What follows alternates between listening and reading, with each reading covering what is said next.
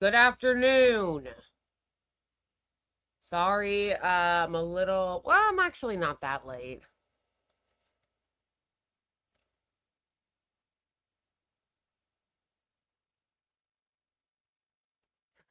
How do you do, fellow kids?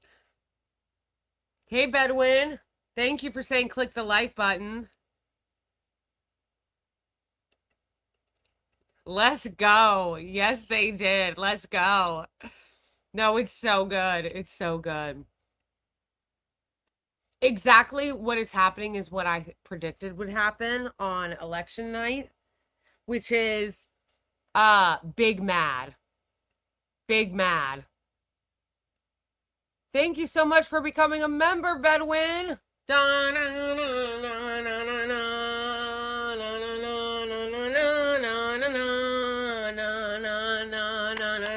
The boys are celebrating. Na na na na na na na na. Thank you, Bedwin, for becoming a member.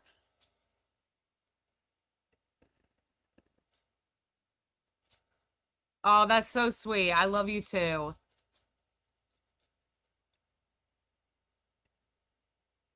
I just realized that Clyburn's endorsed candidate. Good. Good. I'm getting real tired of people being like, oh, Clyburn this, Clyburn that. No, sorry. Grandpa needs to retire. Grandpa needs to retire. All of the people, if you're over 80, it's time to pack it up. It's time to go. Thanks, Doc. Yes. Oh, do we have lots to talk about today? Yeah, I'm trying to get my nails off. I want to change them, but I want to be able to get them off without damaging my nails. There's got to be an easier way to get them off without damaging them. Because I don't want this color anymore. He needs to stay home and clip coupons, lol.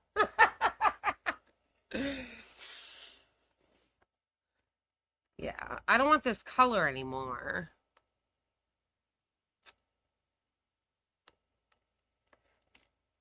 The stickers suck, by the way. People are like, oh, yeah, get the stickers. Put the stickers on your nail. They suck. They suck. They don't stay. And they're very difficult to get on. Like the stickers that you can put on your nails to hold the nail on for a little bit suck. And again, they're not very easy to put on. Yes, I just woke up. Oh, I'm gonna be on the what do you call it? The let me get mine. I'm gonna be on Greg Soker's podcast tomorrow, Colonial Outcasts. Come on, Aggie. Sorry, the boys want to go out. Come on. Or Melvin wants to go out. Come on, Aggie. Come on. Let's go. Let's go, fat.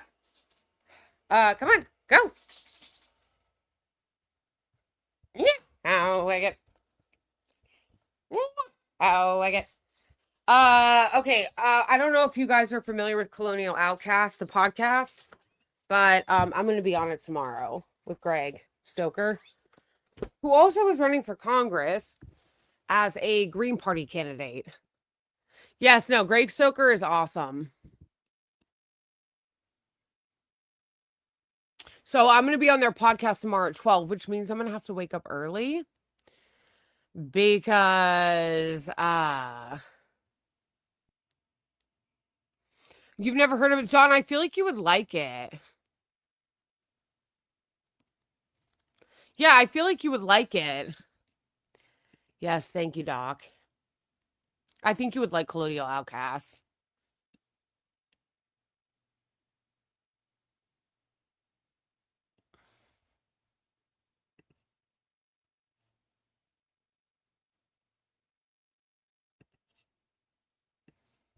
No. Yeah, he does do like geopolitical analysis, and he does it with his friend, and they're both veterans, but like anti-imperialist veterans. No, yeah, I just woke up. I woke up like an hour ago. I know. I sleep way the fuck too late, but I didn't go to bed till like 5:30 in the morning. Oh, I know. I know. My sleep schedule is just so off. I'm already a night person. Like, I'm already a night person, but I feel like my sleep schedule has been extra off recently. But I'm going to have to get up early tomorrow because the podcast is at 12.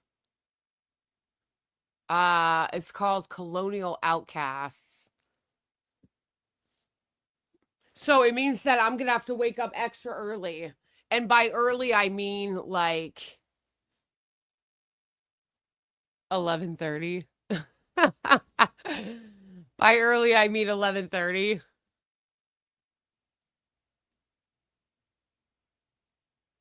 I know it's bad.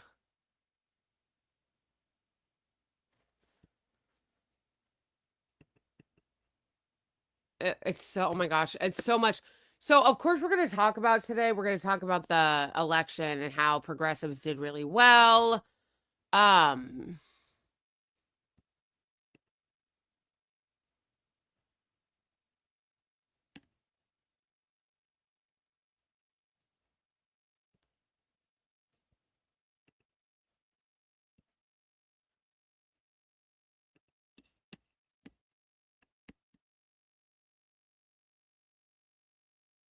this is hilarious. First of all, did you guys see the video of Eric Adams getting heckled when he was doing propaganda for a data center? It's amazing. Thank you, Doc. I appreciate that. I appreciate that because the one I did yesterday took me a while. Took me a while. That's why I didn't go live yesterday. I was going to try to go live for a little bit yesterday, like do like just like a post election like quick live, but I wasn't able to because the video that I ended up posting last night, which was very long. And by long I mean like it wasn't like it was anything crazy, but it's like I edit all my videos myself. So like I had to like record it, clip it, get the clips. Then I had to, edit it, then post it. Like, so it takes a minute, which is why I didn't post it till later last night. Good boy. Which is why I think, what did I post it at like 11:30 at night is when I finally got it out. But like, that's why I wasn't able to go live yesterday because I ended up spending so much time editing that video. The like post analysis video that I was doing ended up taking so long that I didn't end up getting to do the live or whatever. So, but I'm glad you enjoyed it and I appreciate you watching it. Because again, as we've talked about, watch time here right now is king. That's what that's what they're counting the most is watch time. So I appreciate that. I hope you liked it. Um it was crazy watching all the cope yesterday. Like mainstream media was wild yesterday. Mainstream media. Hi, Fareed. Shout out to Twitch. Mainstream media was so embarrassing yesterday. Like, for real, for real. Like, the way that they cried, the way that they were doing propaganda was just so insane.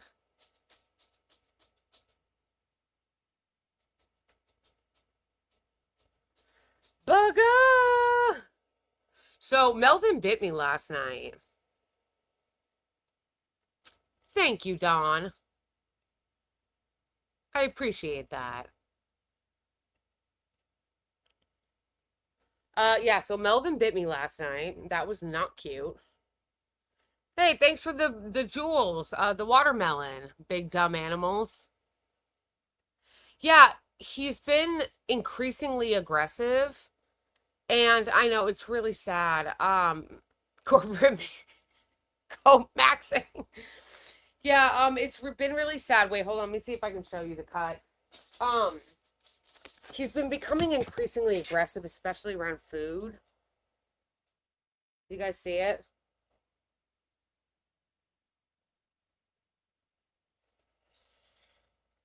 He's been becoming increasingly aggressive, especially around food. So yet last night when I was eating dinner, when I went to go get up, um, he started growling and jumped up and bit me. I don't know what to do. I don't know why. We've tried to like um give him these kind of like relaxing tablets, but oh, meow.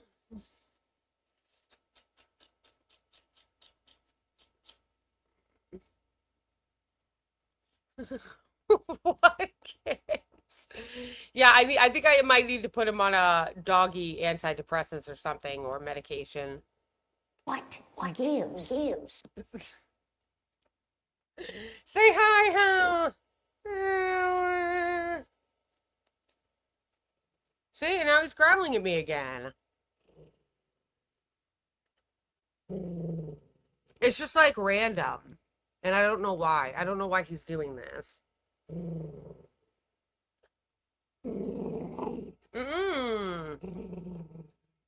I also don't know why my screen keeps freezing. Hey, Linda. Thank you so much for the super chat. It's so good to see you. It's been a while. Had some tough months. Oh my gosh. Okay, I need to mute this. Because anytime I get like a text message, it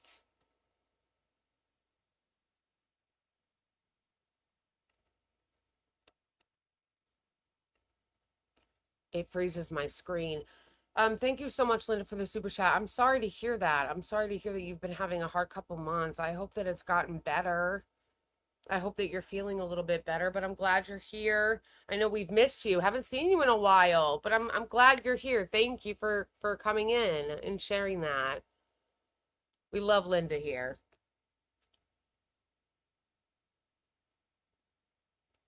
Yeah, this is crazy. It's crazy how my screen keeps freezing.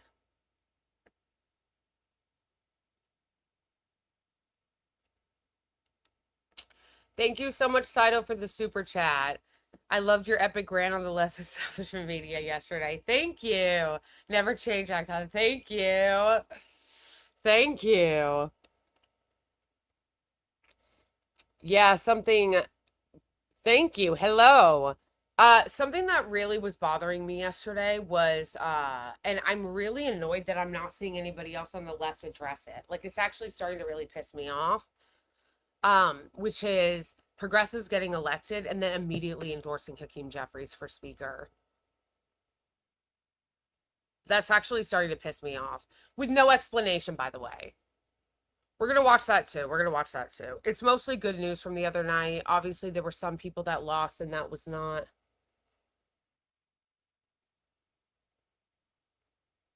The light in my kitchen just went off.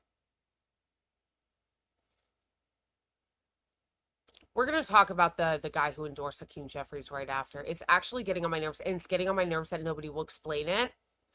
And it's getting on my nerves that no other people in the left or in left media are fucking talking about it. Where is everyone? Where is everyone? If you're gonna support him because you supposedly think it's gonna be some 8D chess, then explain that. It's getting on my nerves. Hey, Boney. Yes, Linda was here tonight. Very happy to see Linda. Thank you, Boney, for throwing that up there. Yes, you can. Yes, you can.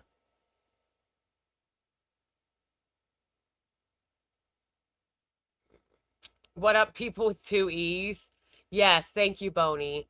Great ways to support my channel are by becoming a member on the channels, either channel, I am Blakely Show podcast, or becoming a patron or a Ko-Fi member, or both. You could be both. Which just pledges support monthly to support my content. Look at Melvin in the background, Lamau.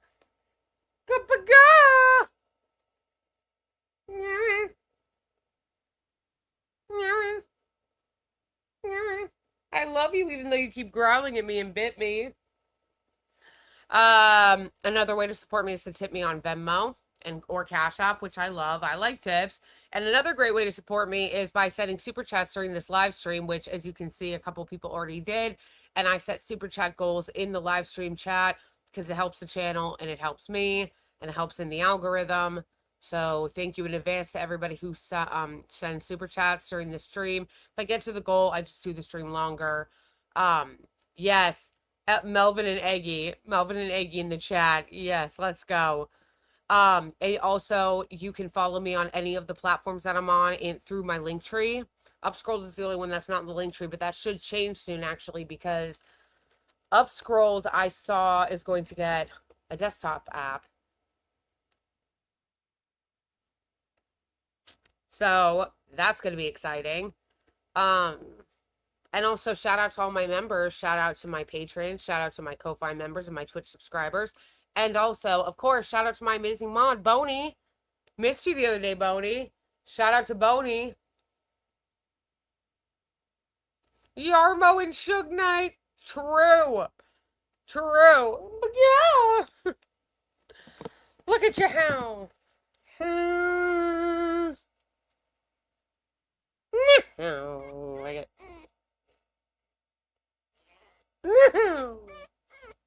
Look at this side eye, Sugar.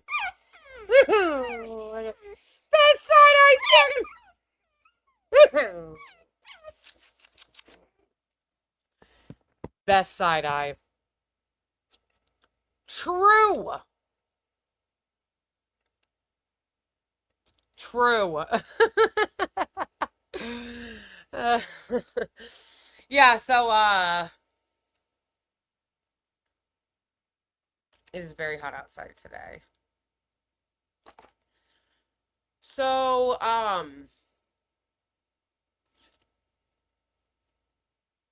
but why are you looking at me like that, Yarm? I don't know what to do about Yarma, you guys. I really don't. Aside from giving him the over-the-counter calming meds right now.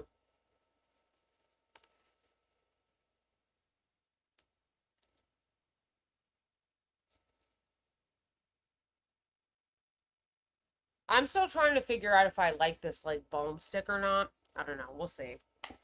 Anyway, please make sure that if you are not already subscribed to all my channels and social medias, that you do so. Okay? Please make sure to like and share the stream.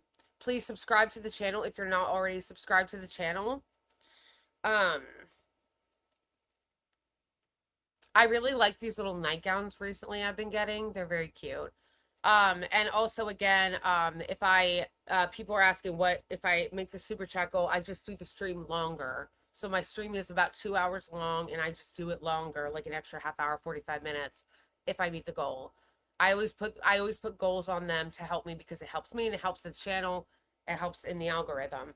And so does watch time, fam. So does watch time. So I posted a video last night. Again, it was super late that I posted because I was editing it all day. Like it took me a while to like edit it and upload it. So that's why I posted it so late. But watch time is another big factor. People who watch the videos all the way through and interact with them when I post them, that also helps a lot. So, and that doesn't cost anything. Neither does liking and sharing. Sharing is caring, fam. So I think that that's everything. Again, shout out to my patrons and my Ko-Fi members. I see you guys. You guys are the best. Shout out to my channel members. You guys are the best. And we're going to get into it now. I'm trying to figure out if I want to change my nails, but if I do, how do I get them off without damaging my nails too much?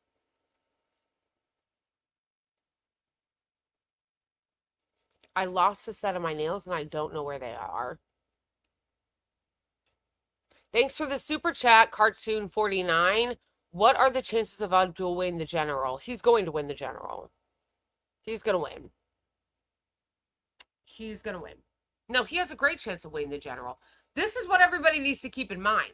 Corporate media and liberal media, Zionist media, is all going to try to make it seem like he's unelectable. No, he is electable. They're going to run. I love this one. They were posting these really Islamophobic ads of him yesterday, being like, oh, well, look at what's coming from Mike Rogers. What are you going to do about that? Now that they're going to run these very anti-Muslim ads. It's like, bro, you've been doing that. Like, blue MAGA accounts and, like, corporate media were like, oh, well, he's going to you know, he's gonna, have to go up against Mike Rogers and they're gonna be really Islamophobic, the Republicans. I'm like, you guys haven't, why is my light flickering? That's scaring me. There is a light in my kitchen that keeps flickering on and off. Not even flickering, like it goes off and then it goes on, like the light above my stove, and it's low-key scaring me. Like, is it a ghost? Anyway, they're already running Islamophobic, like, they've already been doing Islamophobia. You know what I mean? Like, they ran an Islamophobic campaign. So, it's Hamas. Light moss in my kitchen.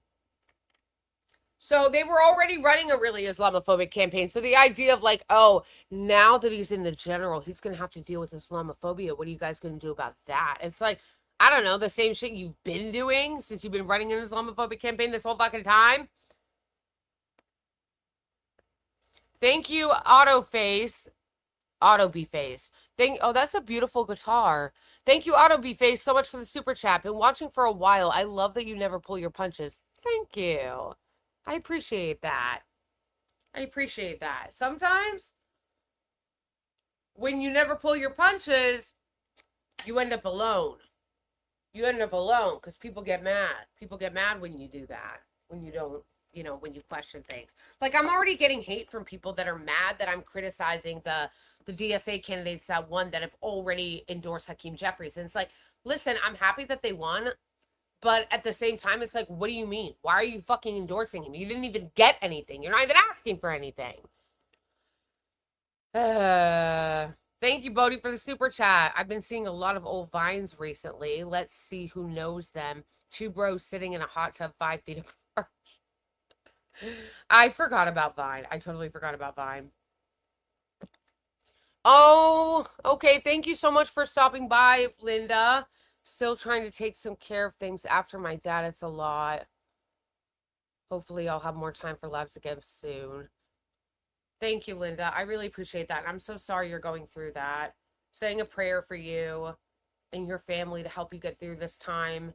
And remember that, you're not alone and it's rough. You can always, too, listen to the lives, whatever, when you're, I don't know, bored, cleaning, driving, whatever.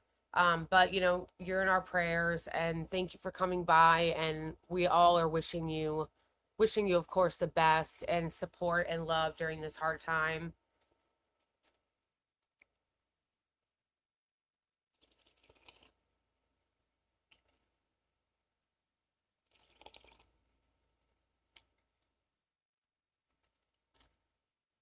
It is so hot in my apartment right now, and I'm not into it. I'm not about it.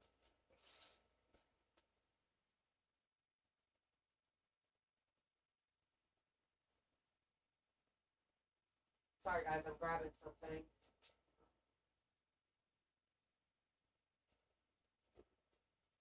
See, these are the nails.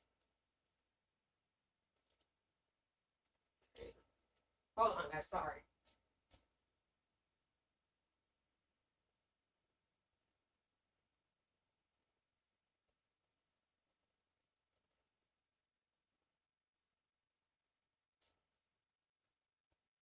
See, these are the nails that I want to put on, but I don't want to take my nails off very aggressively because I don't want to rip them. Aren't those cute? Nice kind of late summer. Either that,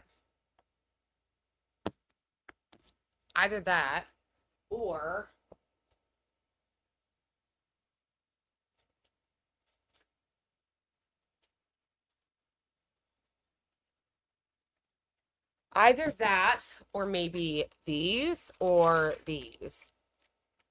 I'm not sure.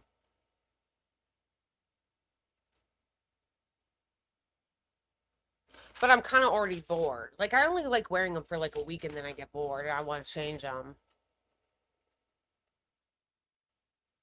Baga! Yarmo.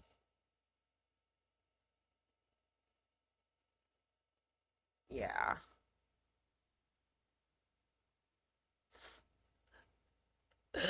True. But for now. Okay, so let's get in. How do you take off your nails? Honestly, I kind of just like pop them off, but sometimes it rips the skin and it can like really hurt. I don't really have anything right now that's like good to actually take them off. Or maybe did I get something to take them off?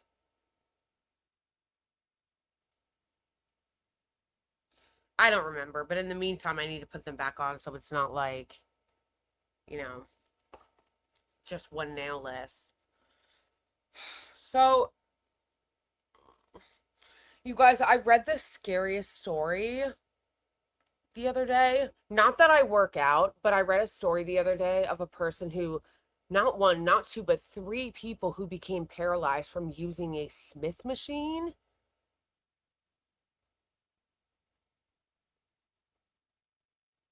Yeah, but acetone is too harsh. I don't want to put acetone on it because it really does fuck your nails up really bad. Um, but anyway, have you guys ever heard of that? It really scared me. I was like, that's fucking wild. Like the idea that you're supposed to be going to the gym to try to better yourself, and people, literally multiple people got fucking paralyzed from using a machine. It was very scary.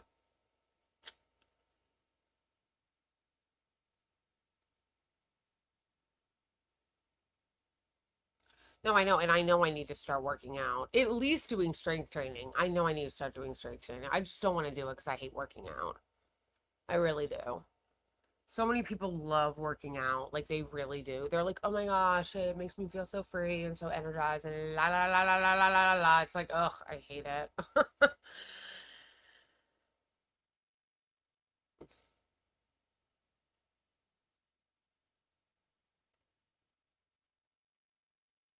Improper training is one thing to hurt yourself. The fact that it paralyzed them to me is what is so horrifying and scary. People hurt themselves all the time through improper strength training and weight training. The fact that they permanently got paralyzed though from it is fucking crazy.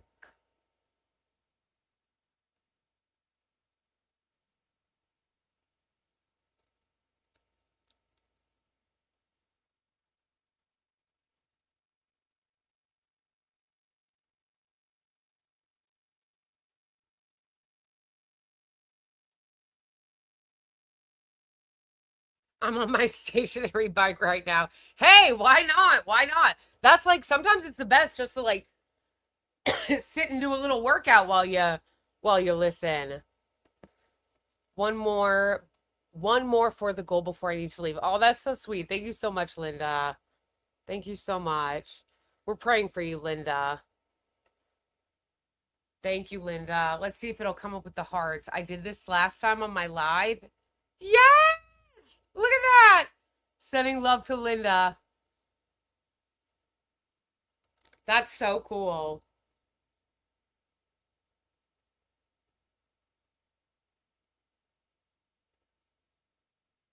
That's so cool.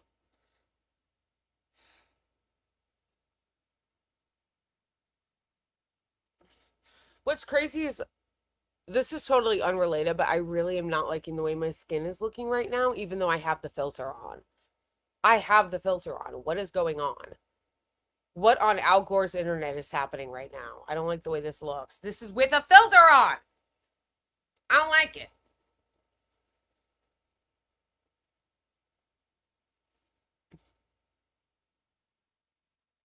Okay, so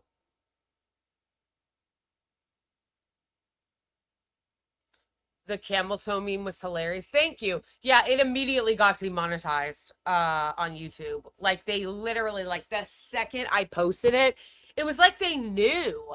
Like this like they knew that like it was, I guess, I don't even know why. They don't explain if YouTube demonetizes something, they don't explain it. Like they won't say like we did this cuz it was, I don't know, too sexual or whatever the case may be. I don't know why they did, but they immediately demonetized it as soon as I uploaded it.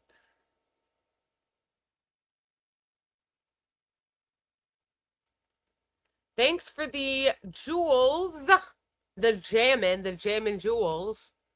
Thank you. What's her camel toe? Yeah. The skit that I did, the cooter mogging skit, yeah. Immediately demonetized.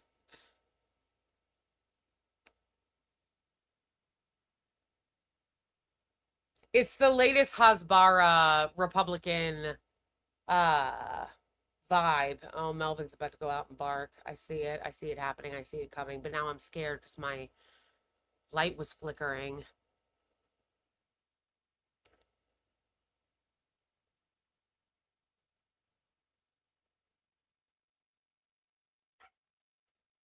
See, I told you. I told you guys. I told you he was going to do that. Yeah, so you know what I don't like is how they get away with doing that shit, but then if you post something making fun of it, they'll be like, "Oh, you can't post that. That's too sexual or whatever." It's like, okay. Especially since the amazing part is that it wasn't. It wasn't. It's a joke, bro. It's a joke. Well, I thought comedy was legal again. I thought comedy was legal. Yeah, people need to be aware of what the Israeli regime is doing as far as propaganda. Oh, you can see my tattoo. You guys can see my tattoo on the back of my leg. Can anybody clock what that is? Can anybody see what my tattoo is?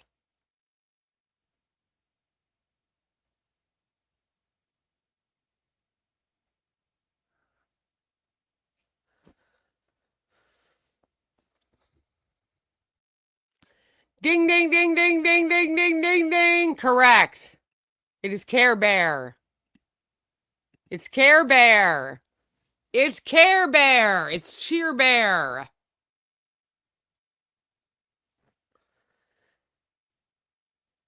Yeah, Dawn got it. Dawn got it. Dawn got it immediately.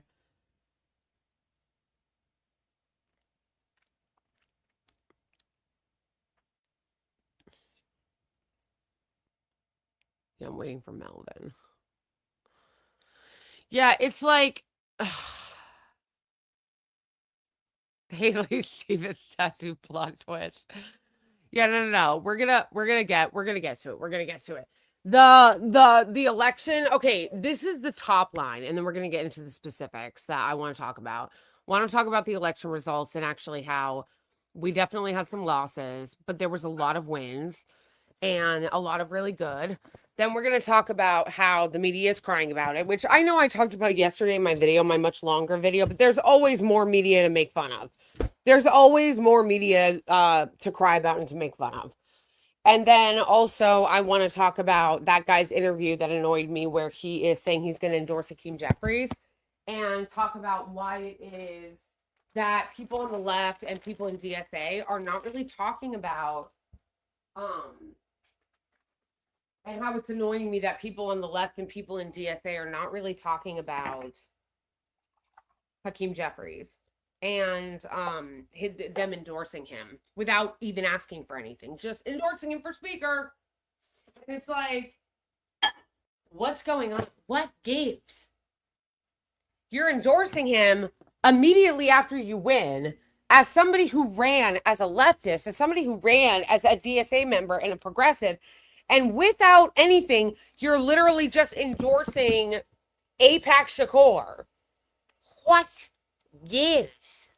What gives?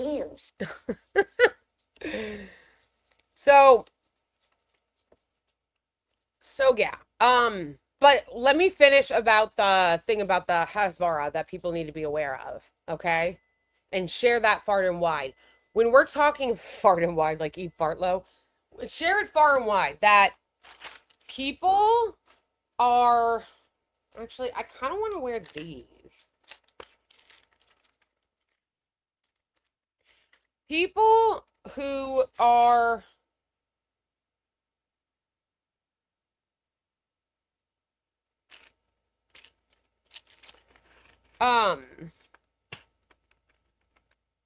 they are tripling down on their budget, on their Hasbara budget.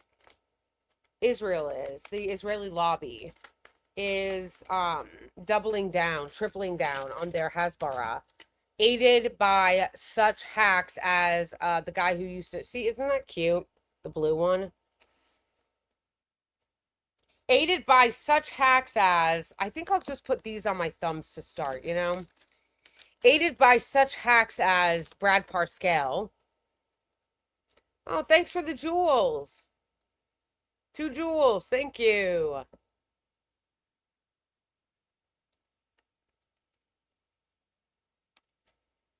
I like the blue one, yeah. But I'm not going to rip the ones off my nails right now because I don't want it to hurt, so, or fuck them up. So I'm just going to put it on the ones that are already off, which is my thumb. So anyway, hold on, let me grab my coffee.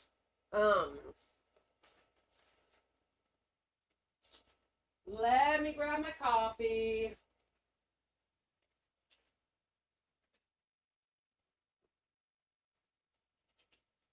I don't know where my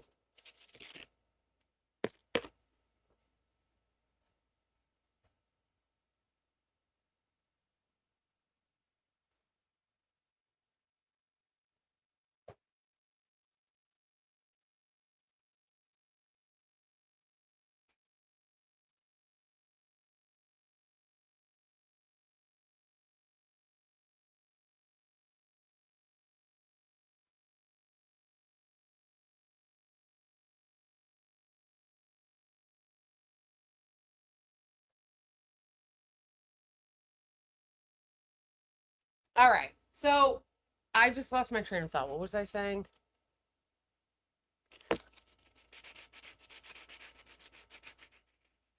There were a lot of really good progressive wins. There were definitely some losses, but there were also some really good wins. And we need to take. Oh yeah, the Hasbara budget. Everybody, Brad, what is his name? Brad Parscale.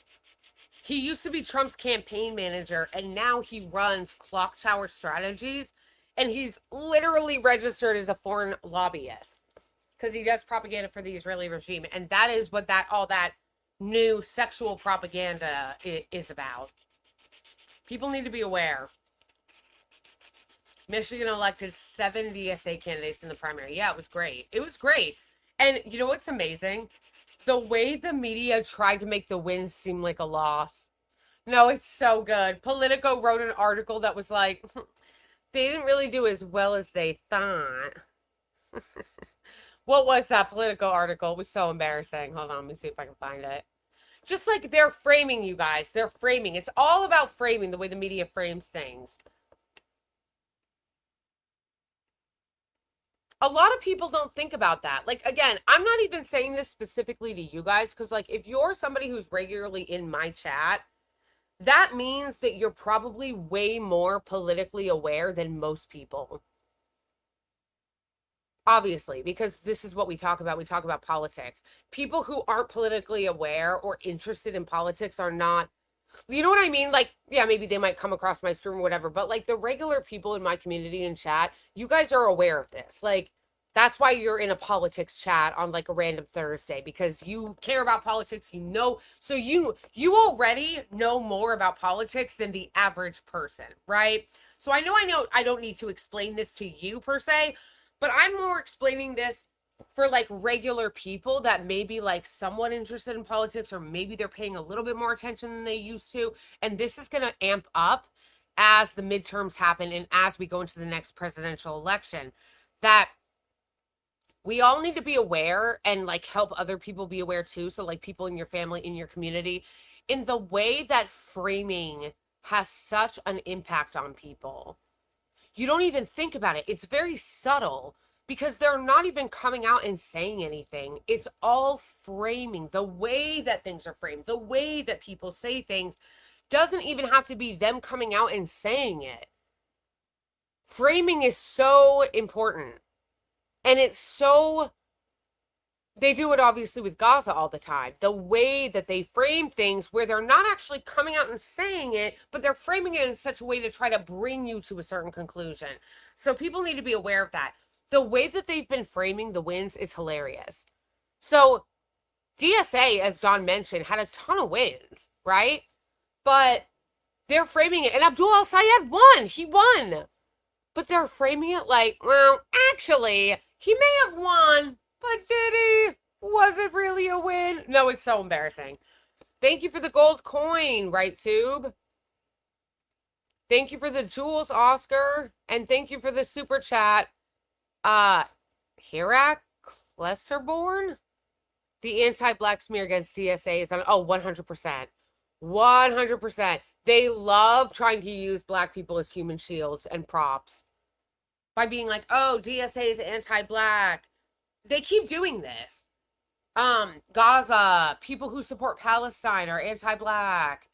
That's why you have to support an establishment hack candidate who isn't going to do anything for black people. Like, it's just so gross the way that they use black people as props and weaponize, like, they try to weaponize black people against themselves, essentially, because it's the same thing that they do with, like, white working class, where they'll go, oh, like, Batia Ungar Sargon does this all the time, where she'll try to be like, well, actually, Abdul El Sayed lost a lot of working class voters and, like, poor voters, black voters and white poor working class. And the implication that these hacks are making is that they wouldn't be good for these communities. They did the same thing to Zohra Mamdani, when in actuality, it is exactly the type of policies that Zohra Mamdani advocates for, that Abdul El Sayed advocates for, that would be the most helpful to working class people, white working class people, and black working class people. Who benefits from hundreds of thousands of dollars in medical debt being canceled? Poor people, black working class people, white working class people. That's who benefits from that. But they do this op where they try to pretend that the establishment Democrat is somehow going to be better for black people. That the establishment Democrat is somehow going to be better for white working class people. They're already doing it. I saw this hack, Batia Argosh Sargon.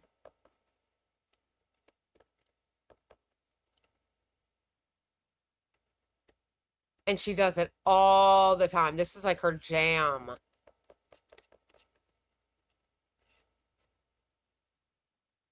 Thank you for the super chat, Hera. You heard this Amanda influencer smearing DSA? No, who's Amanda? Amanda who? Which one? There are a lot of hacks who smear DSA. Thank you for the the butterfly. Thank you for the butterfly, Tropical. I was going to say, it's been a lot of them. She wrote, Abdul Sayed winning 0 of the 15 counties with the lowest share of college degrees in Michigan. So,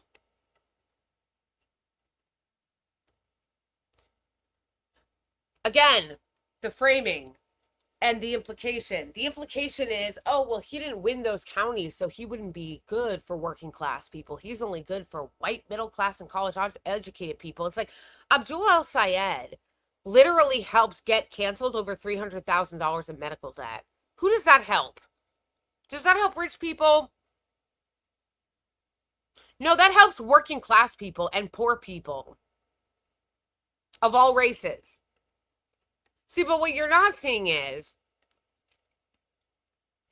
but this hack, just like the hacks that are doing this to Zohra Mamdani, want you to believe that the white woman who's running on Israel Comes to Me in My Dreams, who is running representing the Israeli regime and every fucking corporation and special interest you can think of, they want you to believe that she's going to be better for poor people, for non-college educated people, for black people, for working class people. Because why?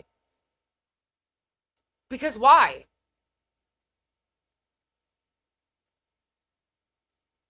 Because once upon a 20 years ago, she was a low-level staffer in the Obama administration? Like, this is what I mean. It's so bad faith, you guys. It's so bad faith. Just because low-income people or non-college educated people voted for someone doesn't mean that that person's going to be good for them. It's called propaganda. It's called you lie to people. That's like saying because a lot of poor people voted for Trump, that means Trump's going to be good for them. No. No. We all on the left and the libs and the blue MAGA libs and the Dems, all collectively understand that just because poor people voted for Trump doesn't mean Trump's going to be good for them. But then we try to do this thing. They try to do this thing where they go, oh, well, some non-college educated poor white people and a lot of black people voted for the corporatist establishment Democrat. Ergo, that must mean they're going to be good for them. No. No, they're not. They're not. What is Haley Stevens going to do for poor working class white people or for black people? Give more money and take more money from the pharmaceutical industry? Like, what are we doing? It's so bad faith, bro. It's so bad faith.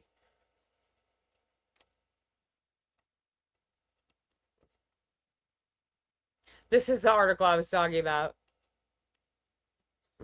Progressives didn't get the big election night they wanted. Seriously? Progressives did have a good night. They had a very good night. A ton of DSA members won. A ton of progressives won. But our media be like, they didn't have the night they wanted. And think about it this way, you guys, how bad faith the framing is. Because if Haley Stevens had won, and I know I said this in one of my videos yesterday, but if Haley Stevens had won, it would be all establishment crushes the left. Voters reject radical left socialists. Haley Stevens has a great night. Decisive victory over Abdul El-Sayed and progressive DSA. But because the left did well, they're like, I mean, he narrowly won. He didn't even like win that cool. Like, it wasn't even like a cool win. It was like a narrow win, you know? Like, does it even matter? It didn't even really win. It's so bad faith, bro. Thank you for the super chat. Claiming South Carolina is the end-all primary. I know, it's so stupid. Why South Carolina? The hackery is unbelievable. Like, South Carolina, like that. South Carolina shouldn't even be in the primary lineup. There are other states that have that are more of a chance for a progressive or a left candidate to win that also has a large black population. Why South Carolina, which is a red state?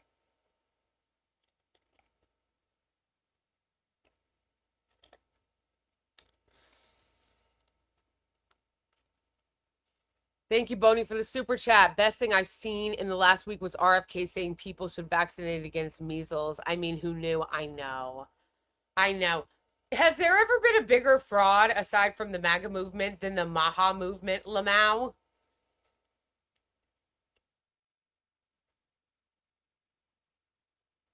Even Schumer endorsed Said right away, as he should have, of course, because now El-Sayed is the nominee. But I mean, I'm sorry, this is a hilarious article.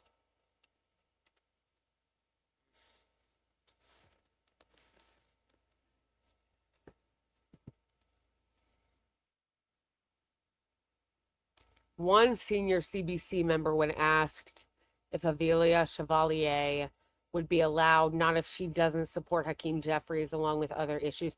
Honestly, I don't even know why she wants to be in the caucus. It's like the progressive caucus, like people wanting to be in the progressive caucus. It's like, why? What's the point? They don't represent your interests anyway. These caucuses need serious reform. No, the thing that actually pisses me off about the quote-unquote Maha movement is that none of them are even holding them accountable or even seeming mad about what a fraud they turned out to be, which of course all of us knew. We all knew that was going to be the case, but for the people that didn't, where you guys at? Where you guys at?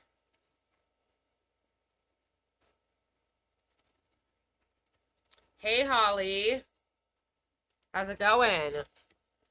Yeah, so this is just the most hilarious framing to me that they had this hilarious framing. That they're like, despite the fact that Abdul El-Sayed won, progressives won all over the country, DSA won all over the country, they're like, they didn't really have a good night. Which again It's always heads I win, tails you lose when it comes to our media and the Democratic establishment. It's always heads I win, tails you lose. Because again, if what's her name had won? If Haley Israeli Stevens had won, again, they would say, even if she had won by half a percentage point, even if she had won by half a percentage point, what our media would be saying is, oh my gosh, she won. Left rejected. DSA rejected. Nobody wants the left. Look at how they repudiated the left. Look at how they repudiated the anti-Israel crowd. That is exactly what they would be saying. They'd be acting like it was the end all be all and it was a huge deal. But because it was somebody on the left that won, they're like, what are we doing? I mean, they barely won. You know, they barely won. Wasn't really the night they wanted. They try to downplay it, fam. They try to downplay it. That wasn't really the night they wanted. It's like, no, the only really huge blow from the other night was Cori Bush losing. That was very sad to me that she lost because Wesley Bell is trash. I'm sorry, how the fuck did he win again, bro?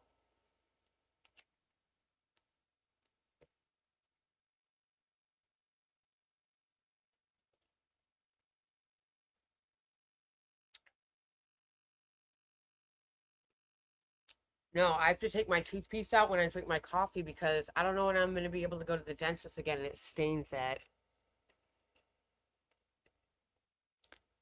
There was also this hilarious Sean Hannity clip where Sean Hannity had Chris Rabb on, who was, again, another progressive, somebody on the left who recently won in Pennsylvania. And it's hilarious because he calls him Scott. And then Sean Hannity, all ego bruised, is like, it's Sean, not Scott. The way Chris Rabb says apologies is the funniest part of the clip, you guys. We're going to do a little lighthearted laughter here. The way that he says apologies is the funniest part. Everybody is saying that the funniest part is that he called him Scott. No, that's not even the funniest part. The funniest part is the way that he, like, white man condescends to him.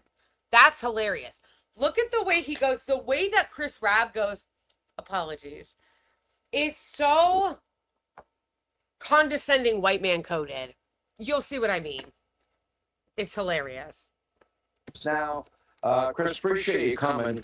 Let me just go through My the pleasure. DSA. Thank you, Scott. My name is not Scott. My name is Sean, but that's okay. Apologies. Let's go. Nominee for Pennsylvania's 3rd Congressional District, Chris Rabb, joins us now. No, Chris, you see what I mean? The way that he says it is like the most, the way that he says it is like, he says it like the way a condescending white man talks to black people, which is why it's so hilarious. Apologies. It's so good. It's so good. Somebody already turned it into a GIF. Apologies. No, it's so good. It's so good. Thank you for the jewels. How did you lose your teeth? Hockey? No, alcoholism. Long story short, I've told this story before, but long story short, alcoholism. I was drunk. I fell down the stairs. I landed on my face on cement. Oh, the jewels were 6'7". You know what's so funny is that how I first heard of the 6'7" was from my like 3-year-old and 5-year-old niece. They were like saying it in the car and they were like laughing about it. Thank you for the gold coin.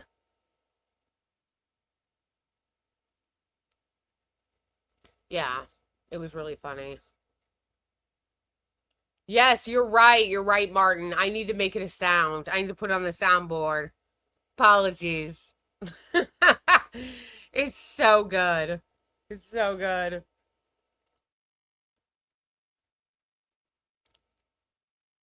I also love his face though.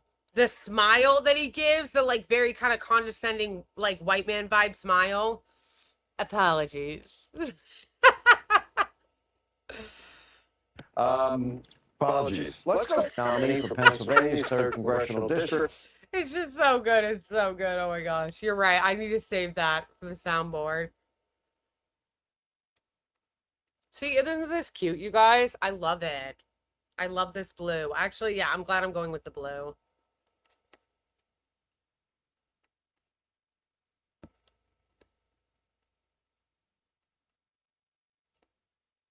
Shama Sawant loss bothered me more than Cori Bush's. I was bummed out about Shama Sawant's too, but I think the reason why I was more bothered by Cori Bush's is because Cori Bush had a much larger national profile than Shama. So I feel like Cori Bush should have won. And I feel like she didn't have the support from like the national DSA campaign that she should have had. I don't blame that on the voters. I blame it on, you know, the people on the ground that are the organizations that should have been supporting her. But, you know, I don't know all the details. I'm sure there are other factors. There always are. There's always a lot of Monday morning quarterbacking about what happened. And I do want to know what happened because we need to learn from it, folks. We need to learn from it. We need to learn why these things happen, right? So I do want to learn from it. And I want to learn from what happened, why she lost, why people think she lost, why she thinks she lost. So we need to learn those lessons.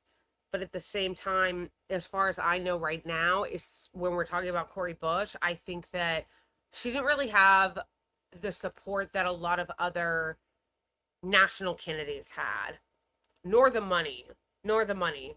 I didn't realize this until after somebody pointed it out, that Justice Democrats endorsed her, but they didn't put any money behind her at all.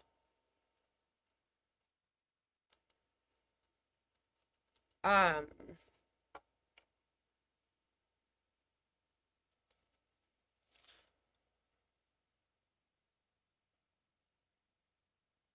yeah, I think that I was bummed too that Shaman didn't make it to the general. I like am so already annoyed seeing people fight about it on Twitter. Like I'm seeing already like a lot of DSA fighting with a lot of the I don't know what you would call it, independent socialist left that was supporting Shama. Yeah, aren't those pretty? I really like this color. I'm not going to take them all off now, like my other ones, because I don't want to fuck my nails up, but I do really like this color. This is definitely what I want to go with next.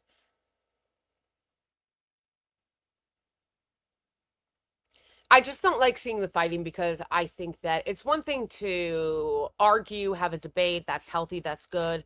But I think that going back and forth, being like, fuck you, no, fuck you, we don't shouldn't have to support her, no, we shouldn't have to support you, it's really unproductive. Like, I'm not trying to sound Pollyannish, but why can't they work together? Why can't you support both Shama Sawant's independent campaign and DSA? And people will say, oh, well, it's because they're working within the electoral system. Okay, well, Shama's trying to too. She may be running as an independent, but she's still trying to run within the confines of this system. So why can't they work together? Why can't I don't like seeing the fighting back and forth between them because I just don't really think it's very productive. I don't see why the people in DSA couldn't have supported Shama and the people that support Shama can't support Cori Bush.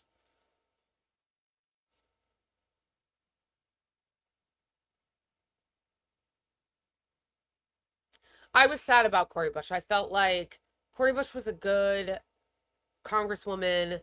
Wesley Bell is trash. And I just feel like she didn't get a lot of the support she needed, you know?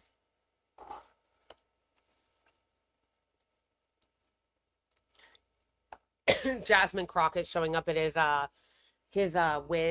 party, and people were like, "Oh my gosh, I can't believe it. She said she wasn't endorsing him." It's like, yeah, she did. Yeah, what happened to supporting black women? What happened? It's amazing how all the berating that they love to do about and the weaponization that they love to do about supporting black women, none of it applies to Cori Bush. They don't apply any of that shit to Cori Bush.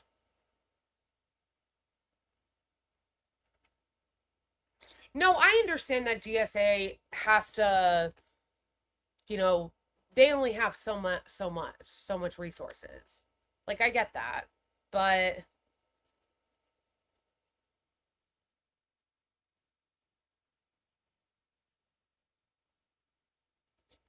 I mean basically support black women unless they challenge Israel and then we'll smear you to high heaven. I mean literally though, that's what they do. That's what they do to leftist black women. They did it Not only to Cori Bush, they did it to Nina Turner. Nina Turner was one of the first that like really tried to challenge the, establishment Zionist first in Ohio, and they ran a disgusting smear campaign against her, and then supported Chantel Brown, who is an NPC.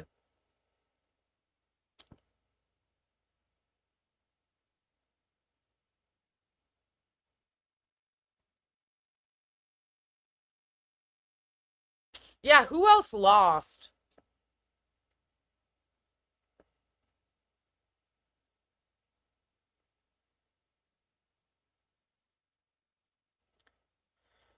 Francesca Hong is running.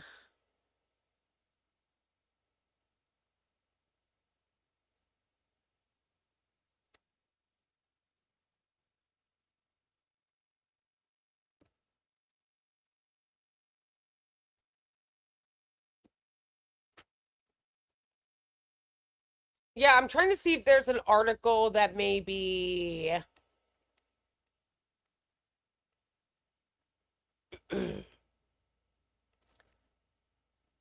I'm trying to see if maybe there is an article that kind of goes over the people that won.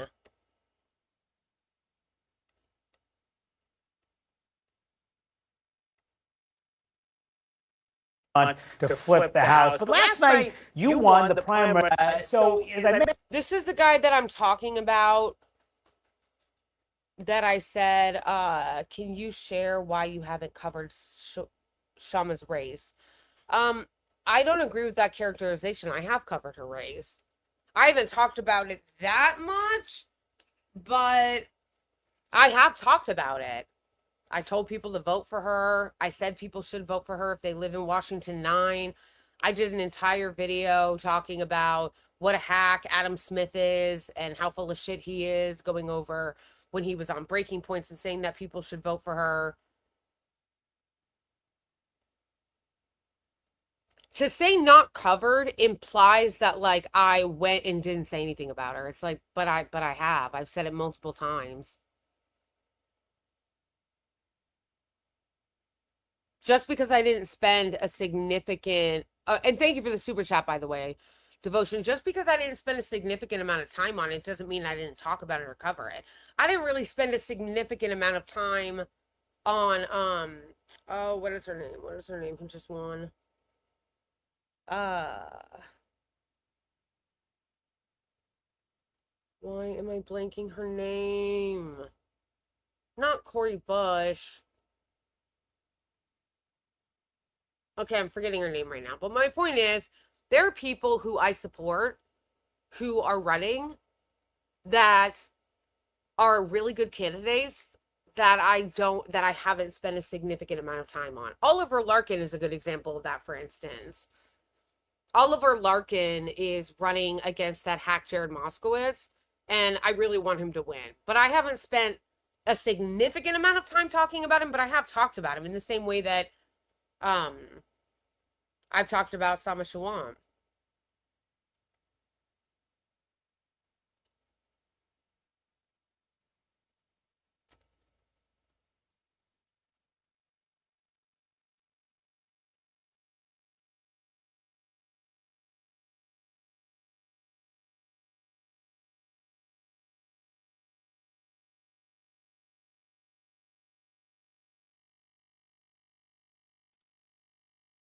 I never like 5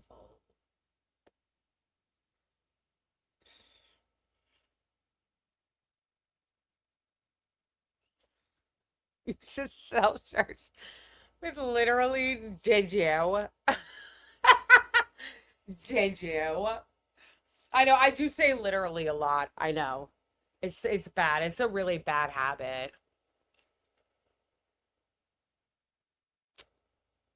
Yeah, somebody pointed it out that there's certain phrases that I say a lot that obviously you don't notice until people point it out. I say literally a lot. I say first of all a lot. I say a lot, which is also a really bad habit. What else do I say a lot?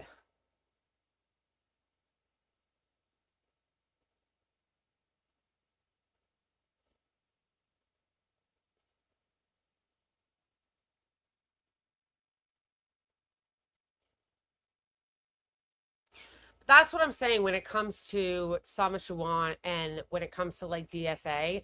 There needs to be more working together, and that is going to be required of both of them. Like, there needs to be more working together. If Sama Shawan is going to run for Congress, like, there has to be some kind of like coming together as far, and that doesn't mean because I can already hear bad faith people being like, what are you saying? She should sell out her principles? No, that's not what I'm saying. But what I am saying is you have to work with the people that are actually going to do the volunteer work on the ground. And you can say what you want about DSA, but there are DSA people that even were volunteering for Sama Shawan's campaign that were door knocking for her because they have an excellent ground game.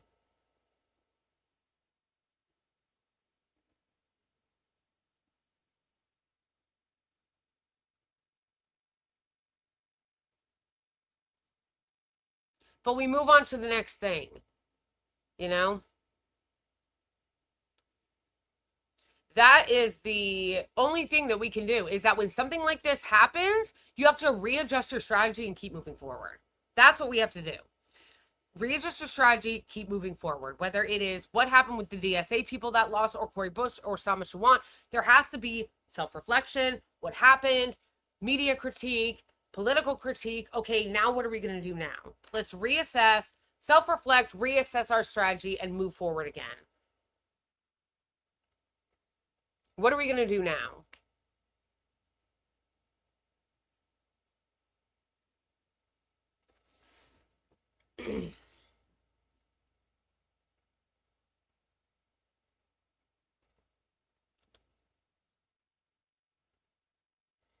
Okay, so let's go to this guy really quick.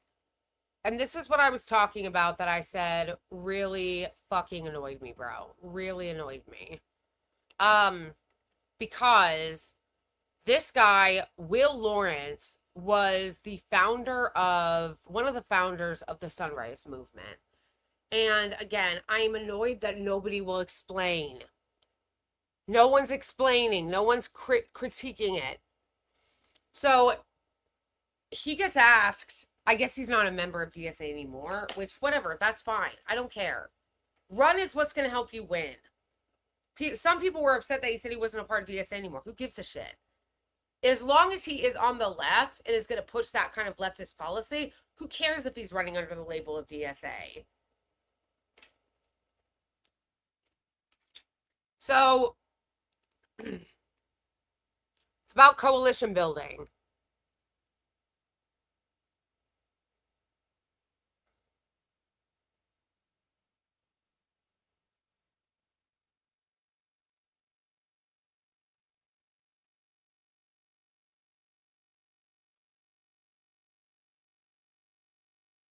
Some people are spreading the theory that, and it might, maybe it's true, I have no idea, that Republicans voted because Michigan has open primaries, so maybe Republicans came out for Haley Stevens to like bump up her numbers.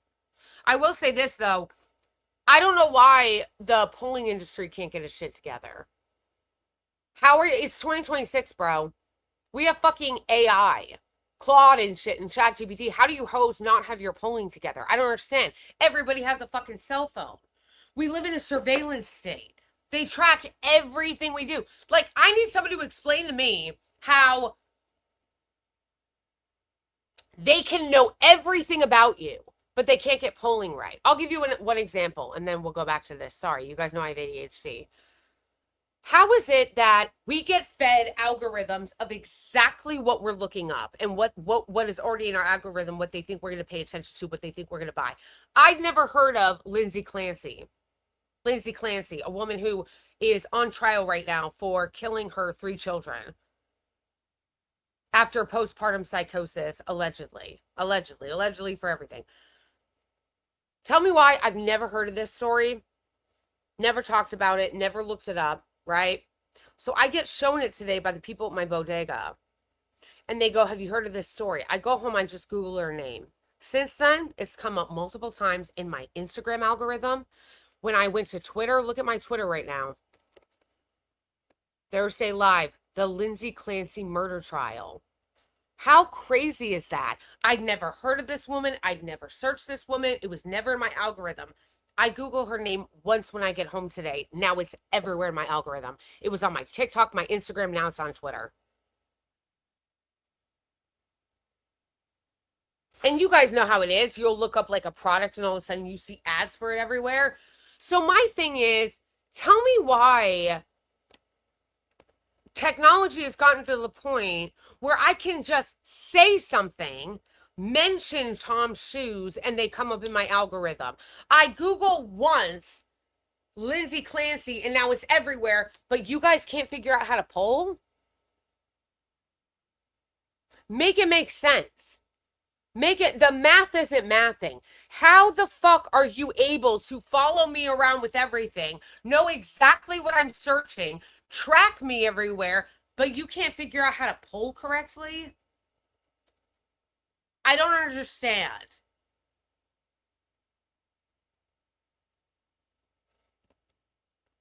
The Israeli regime is running psyops using fake polling texts. Yeah, that's probably a part of the lobby's Hezbollah campaign that Brad Parscale has been working on through Clock Tower.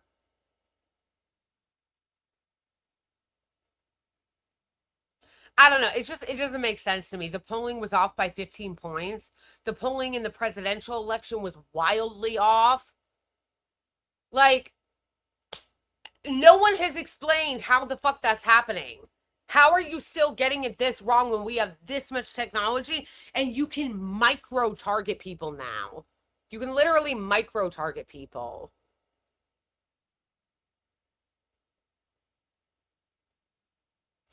Anyway, that's a side rant. What I wanted to do was play this thing about this guy saying that he's going to that immediately endorsing Hakeem Jeffries. And again, I ask, why? Why? Well, my why is extended into two planks. Why is he endorsing him? And why isn't anybody else but me complaining about it? Why is he endorsing him, and why is nobody else on the left complaining about it? If you're going to endorse him because you think that it's some kind of 8D chess, tell me why. I think it's fucking crazy. I don't think we should be endorsing Apex Shakur. I don't think we should be endorsing the guy that is 10 toes down for the Israeli regime as they commit genocide. What are you doing?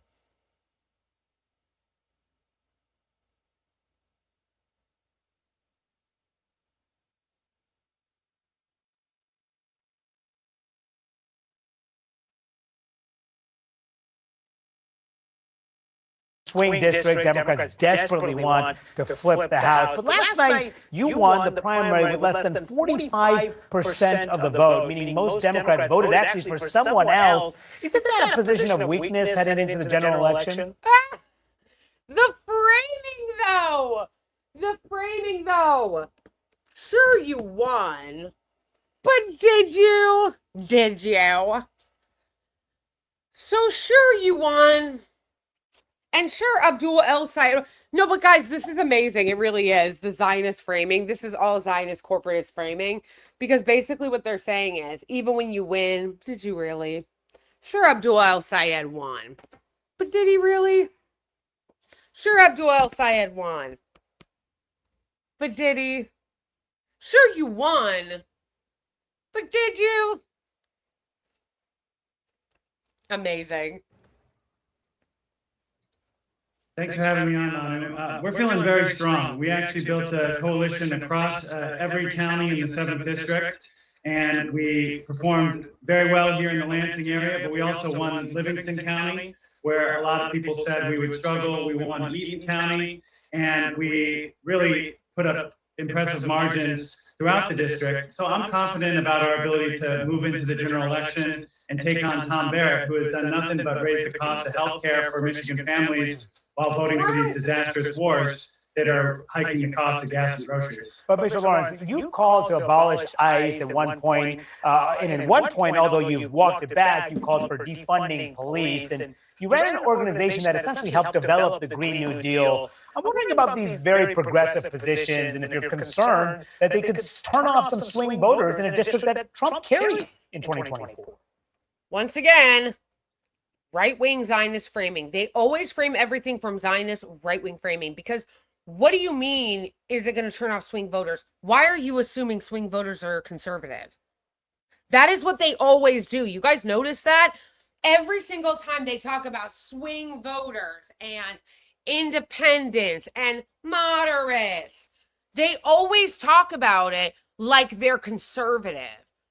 No, a lot of swing voters are on the left. A lot of independents are on the left. Why is the framing always, literally, the framing is always fucking right-wing. It really is. It's always right-wing. The implication is always that the swing voter, the independent, is conservative. Thank you, Bonnie, for the super chat. Because Black Core, the new Cambridge Analytica. True.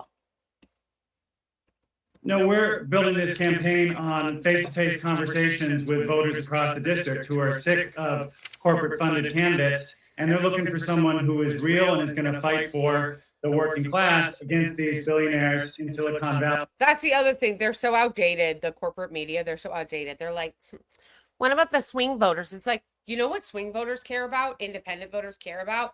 Money and politics. Did you guys watch some of the, I don't watch mainstream media a lot because it really is so unbearable. It's so unbearable. But obviously I watch it during the election coverage. And I was watching with great interest the way that they were choosing to cover not only this race, but the interviews they were doing with people. And the interviews they were doing with people on the ground were so fascinating because a lot of them were legit old women and like wine moms that were like, yeah, I want money out of politics. Yeah, I want Israel defunded. Like literally, these were the moderates that Manu Raju is framing as conservative. A lot of these moderates, a lot of these centrists are literally like wine moms and older women who also want to abolish ICE, who also want to defund Israel, who also want money out of politics and have a serious fucking problem with the amount of disgusting money we have in politics and corporate greed. But as you guys all know, as everybody knows, corporate media pretends like money in politics doesn't exist. They really do. They don't talk, like money in politics was a huge centerpiece of Abdul El Sayed's campaign. Getting money out of politics, corporate greed, money in politics, and how it's eroded our system. But you never hear them talk about that. You never hear them talk about that. It's like in corporate media world, in Zionist media world, money in politics doesn't exist. It's not a thing. It's not a thing. And that's obviously because that's where they get their funding. They're funded by corporate money in politics. Where do you think the ads are being run? They're being run on CNN. They're being run on MS Now. And then speaking of this, if we do get time, I don't know if we're going to get time, but if we do get time and or if I meet the super chat goal, we have to watch the video of Abdul El Sayed's absurd interview from Caitlin Collins, where she doesn't ask him about Medicare for all. She doesn't ask him about money in politics. She doesn't ask him about his campaign. She literally just asks him about Israel. It's incredible. It's incredible. I don't know if we'll be able to get to that. We might. We'll see. But yeah. And Wall Street. So we're finding tons of common ground on issues like stopping AI data centers, stopping these stupid wars around the world. Sorry, that's another one. It doesn't matter what side of the political aisle you're on. People are furious about the data centers, and yet you don't see people getting asked about that. Again, Manu Raju and every corporate media outlet are so outdated in that they frame everything from like, what about the moderate? What about the Republican moderate? What about the swing voter? Regular people, again, regardless of what side of the aisle they're on, are pissed off about corporate money in politics, are pissed off about the data centers, are pissed off about the Iran war. People are angry about that. People in all sides of the aisle. Talking shaking? The talking shaking emoji. No, Bodhi put the talking shaking emoji in. It's so cute. Yeah, I get. People across the political spectrum are pissed off about that. But again, they're so outdated in their corporate framing, but also, again, they also have a financial incentive to frame it this way. Their financial incentive to frame it like, what about the moderate? It's like, why are you asking him about swing voters and moderates instead of asking him about what the people actually cared about, which were money in politics, healthcare, the war in Iran, that's disastrous and everybody hates, data centers, defunding the Israeli regime.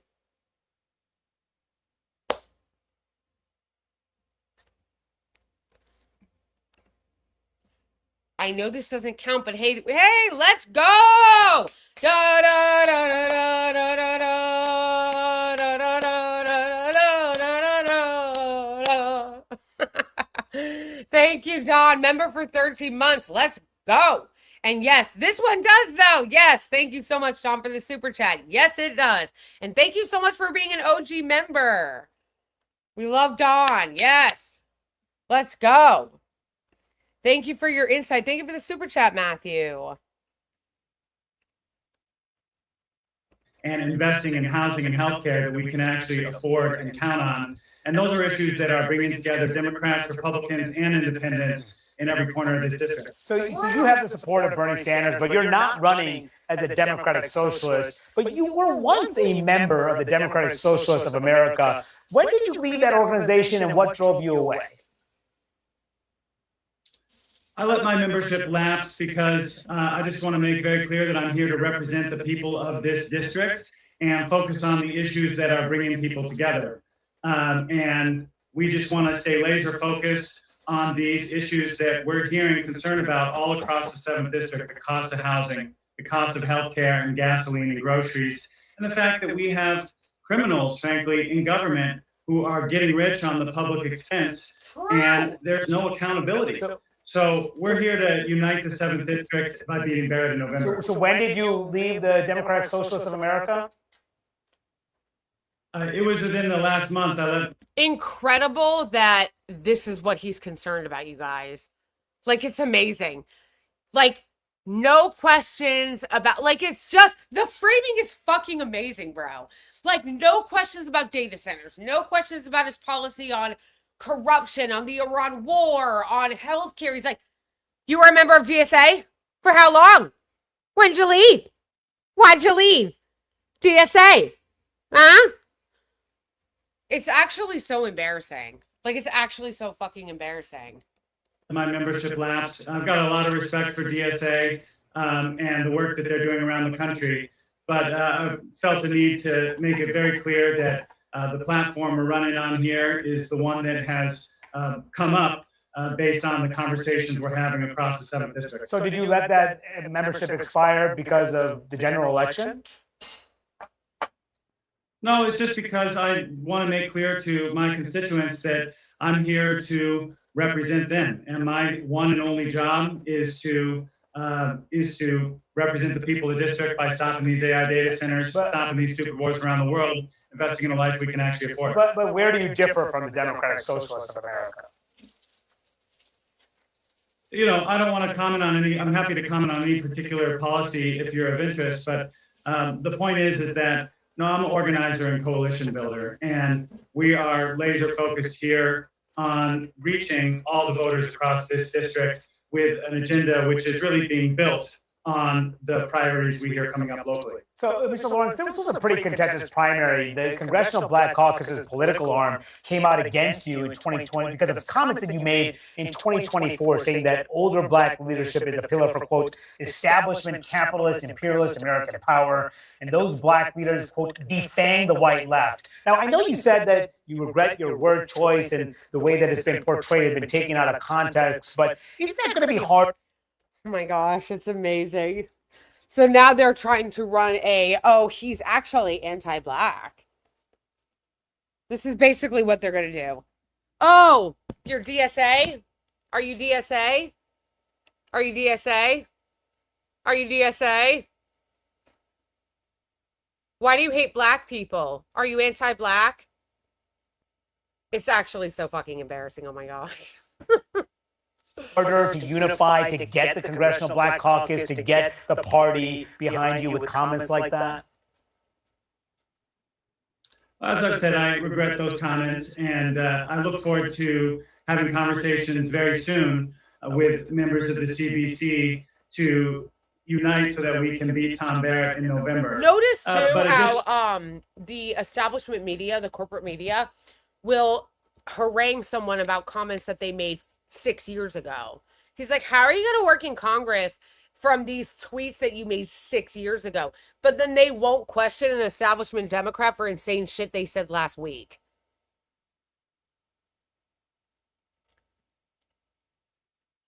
It's actually a good idea, Dawn. I should. Oh, people don't know the lore behind the Care Bear tattoo. People don't know the story, I should say, behind the Care Bear tattoo. Yeah, the eggy emojis. I love when you guys use the eggy and the Melvin emojis. Yes, if you remember, use them. Let's go. Let's go. Let's go. Eggy and emojis in chat. So the thing is about this is that they're so embarrassing because they'll be like, yeah, you tweeted something back in 2003 that could be seen as problematic. How are you supposed to be elected after these 2003 tweets? But then they'll be like, again, like a corporate Democrat will say some insane shit like a week ago and they won't ask them about it. It's so embarrassing. Additionally, I'm very proud of the work I've done alongside the Black community here in Lansing, especially on the issue of housing, where I've worked alongside Black-led organizations to stop unjust evictions, build affordable housing, and create pathways into homeownership. So I'm proud of that work and those relationships. We're going to keep building it here on the ground and begin to restore some trust in D.C. with some of the members you mentioned. And one of the members of the Congressional Black Caucus is Hakeem Jeffries. Have you spoken with him since you won? And do you plan to vote for him to be the next Speaker of the House? I do plan to vote for him to be the next speaker, and I look forward to speaking with him soon. You haven't spoken with him yet. I'm just wondering if you and Abdul El-Sayed won last night, and you both have taken a very strong position against the Israeli government and say that the U.S. must stop arming Israel, accuse Israel of pursuing a genocide in Gaza. Is this now a litmus test for Democrats who want to win their primaries, especially in Michigan? Certainly, people are sick of seeing more of our tax dollars go to fund war crimes in Gaza and in the West Bank, in this war of aggression in Lebanon, as well as this disastrous war that the U.S. and Israel have participated in together in Iran. They see that this is not making the American people any safer or more prosperous, and it's resulted in hundreds of thousands of casualties in Palestine and elsewhere. We've got to put a stop to this. We've all seen too much, and people are ready for candidates who are going to stand up to... They never ask a fucking decent follow-up question. How come none of them ask a ever fucking decent follow-up question like, why are you voting for Hakeem Jeffries? Why? No. He wants to ask 965 useless questions about DSA and about a tweet from 6 fucking years ago, but you don't want to ask him about why he's supporting Hakeem Jeffries? That's insane. And again, what's actually annoying me so much... Get angry, you guys. Hold on.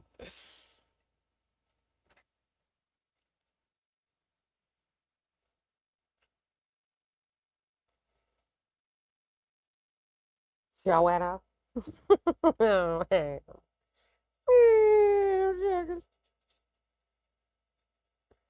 Meow. Are you crying? Oh, okay. That's so pathetic.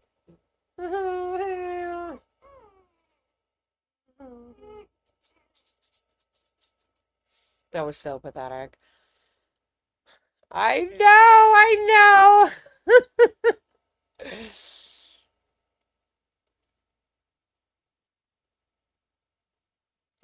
put in your hair, huh? I don't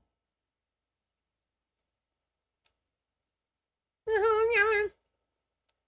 Yeah, so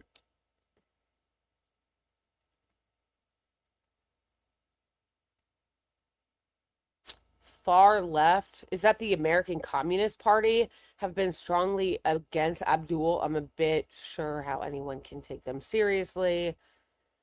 You know what I find sus about the American Communist Party? How come the government isn't going after them? No one thinks that's weird. We all saw that really deranged thing Marco Rubio put out. I made a video about it, targeting the left, targeting activists who went to Cuba, targeting Hassan Piker, targeting Medea Benjamin and Code Pink, putting out this insane manifesto talking about targeting them. Like, it's insane, right? And how they're going to target them and how they're going to investigate them, and they're subpoenaing them, and they're talking about the threat of communism. The threat of communism! Communism is back! Right? And yet, they're not targeting the American Communist Party? Oh, Amy Goodman, that's another one, yeah. Amy Goodman, Democracy Now! They're targeting all these people, but they're not including in that report or in their dragnet anyone from the American Communist Party. Why? I just think that's weird. Hey, Henry. Also, it's annoying me so much, you guys, that nobody on the left is like bringing this up. Again, if you want to defend endorsing Hakeem Jeffries, do that, but defend it. Why? Tell us why. Why are you supporting him? Why do you think he should be the Speaker of the House? Hakeem Jeffries sucks, okay? Not only is Apex Shakur a fucking 10 toes down hack for the Israeli regime, but on top of that, he's a charismaless hack. He is totally wishy-washy, no fucking principles, doesn't believe in anything, is not progressive. Why? Like, who is making a husk? That's a good way to put it, Kat. Yes, a husk.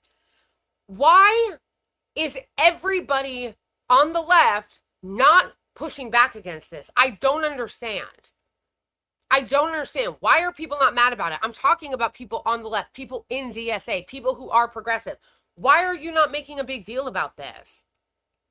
Why are you saying it's okay for them to endorse him as House Speaker? For what purpose? Like, where, if you want to defend it to me and argue with me or debate me about it, then go ahead. But give me an affirmative case. What is the affirmative case for endorsing Hakeem Jeffries? I've yet to hear it. And they're not even being asked about it. None of them are being asked about it. Even Zohran Mamdani, who I am obviously a huge supporter of and still am. I think he's doing a great job as mayor. But when he was asked about it and he endorsed him, which to me, I'm like, what the fuck? He wasn't asked to explain why. He just said yes and then they moved on. Just like this guy said yes and then they move on. Why? Explain!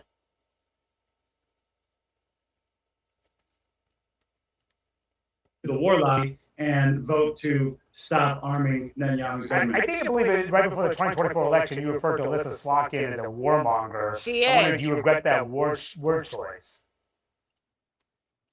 You know, I've been a fierce critic of the way that people. Literally, it's just a struggle session. These interviews are always just struggle sessions when it comes to people on the left.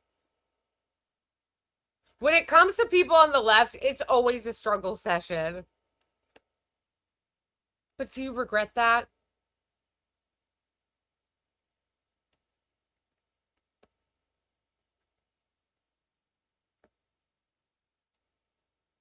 How did this already come off, bro?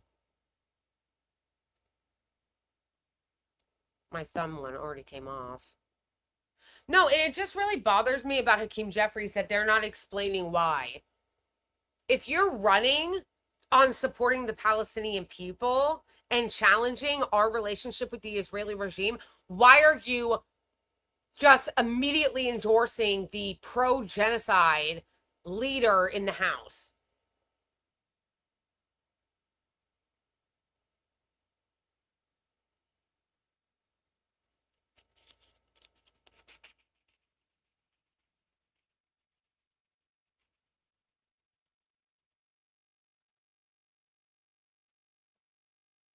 Like, you guys are running as pro-Palestine, anti-genocide candidates, and then you're winning, and you're like, all right, let's go endorse Apac Shakur, who is an unapologetic radical Zionist and hack, and is really untalented and sucks, and is an NPC.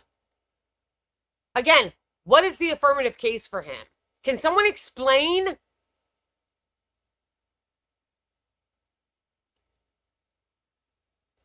Thank you, Kat.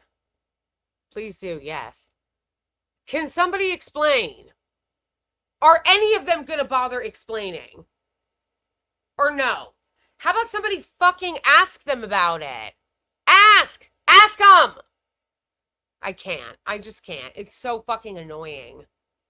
People in both parties. And again, this is so have embarrassing voted. how Manu Raju and everybody that interviews them just do these endless struggle sessions of like, don't you regret your choice of words?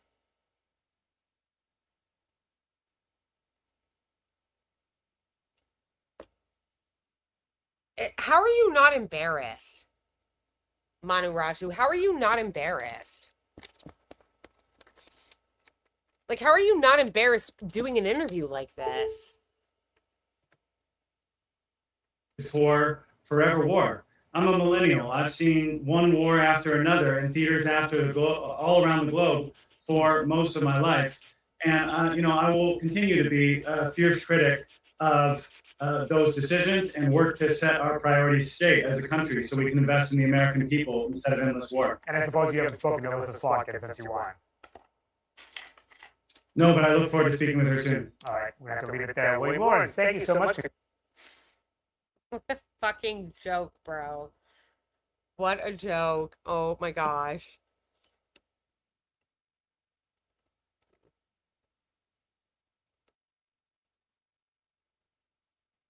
And yet again, I'm not seeing anybody talk about it, ask about it.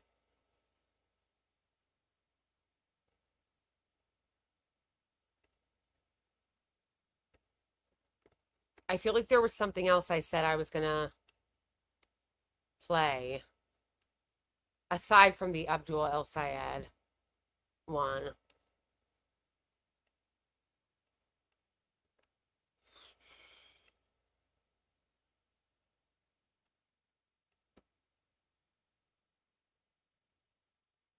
Let's go. Look at this queen. 148,000 raised. That's amazing. You love to see it. I love to see it.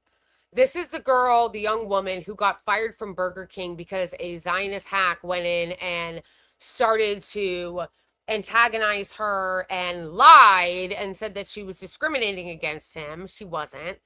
And got her fired from Burger King. And I'll tell you why this is great to see.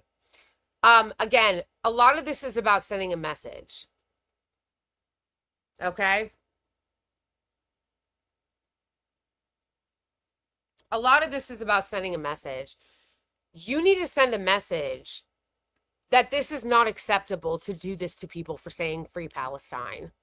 That's why I think it's important that she had this GoFundMe and that, yes, it's been incredibly successful. And I'm very happy to see that because, again, it sends a message that there are a lot of us. That is the message we're sending by having a campaign like this be really successful. So if you're able to donate to her, throw her $5, $10, whatever, and, send her some love. If you can't donate to her GoFundMe, just share it. Share it on your social media. Share it to your story.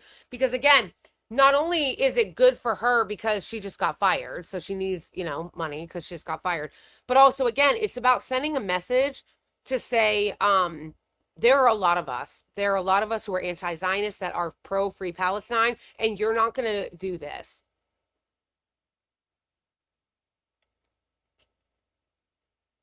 No, I haven't seen it. We can watch it. Ariana. Okay, Ariana. Hello, everybody. My name is Ariana Hamilton. I am the person from this. I love that she's like standing on business the way that she did it. The way that she said free Palestine too. Ariana, what did you say to me? What did you say to me, Ariana? Okay. Okay, Ariana. Hello, everybody. My name is Ariana Hamilton. I am the person from this video. First is my side of the story. I'm gonna keep it real short and simple.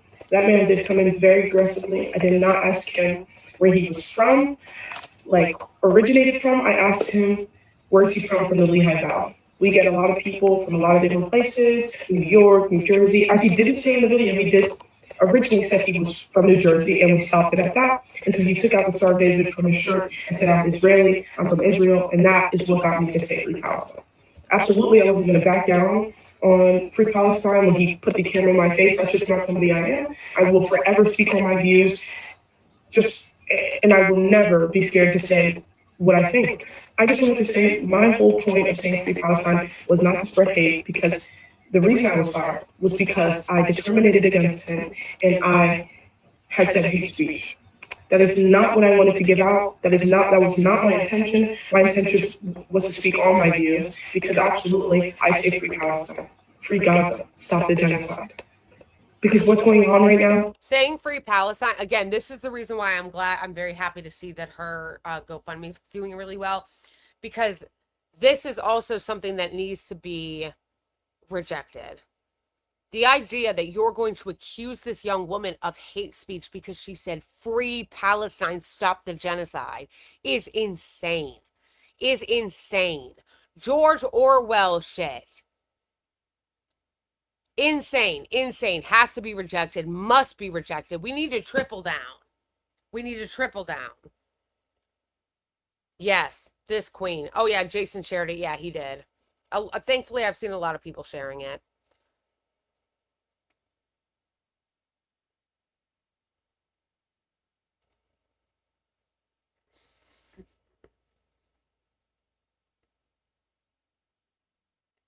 Also, you should be boycotting Burger King anyway. They're on the BDS list. It's more than any of us could have gone through. We're not living it, so we don't know what it is or what's happening or like experiencing it. We're not experiencing it, so we think it's nothing, but it's absolutely something. Kids are dying. Kids haven't been in school. Kids are supporting kids. They're not getting food. They're not getting water. Their parents are dying in front of them. There's more amputees in Gaza alone. This is not okay. No. It's not okay, and I'll continue to speak on that fact. Free Gaza, free Palestine. But it's a lot's going on right now, and I'm trying to keep to myself, because the threats I've been getting from people from Israel have been absolutely insane. Oh, I believe it. Oh, I believe it. I can't imagine what she's going through right now. I get so much deranged hate from Zionists, from Israelis, like so much hate. I can't imagine what this poor woman is probably going through right now. The amount of deranged hate she is probably getting right now. Like, it is probably worse than she's even letting on.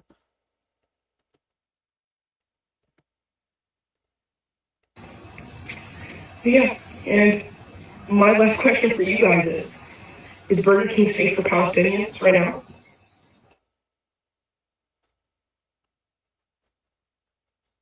That's a good response. That's a good response. That's right. Yes, you do. Thank you. Thank you, guys. Yes, you do. You guys, you guys keep me going. You guys do. You keep me going when, when I'm getting a lot of hate.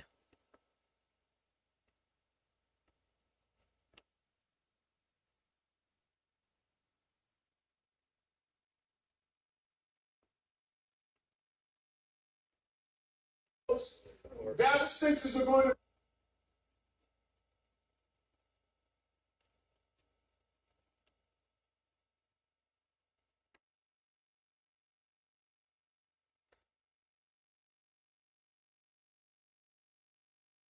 This is incredible. Speaking of things that are incredible, Speaking of things that are incredible. Government of Israel. There's no place, any place for criticism of the government of Israel in an very important. There's no place, any place for criticism No, it's of the government of amazing. Israel in an very important. There's no place. It's amazing.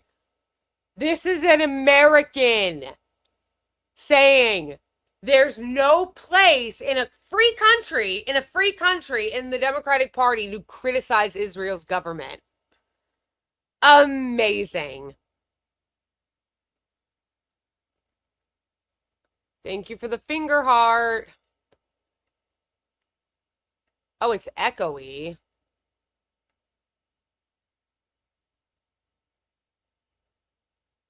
Oh, I know when he's like, I'll leave. It's like, okay, bye. Don't threaten us with a good time. Okay, let me try to add it. It's okay, Schwagen.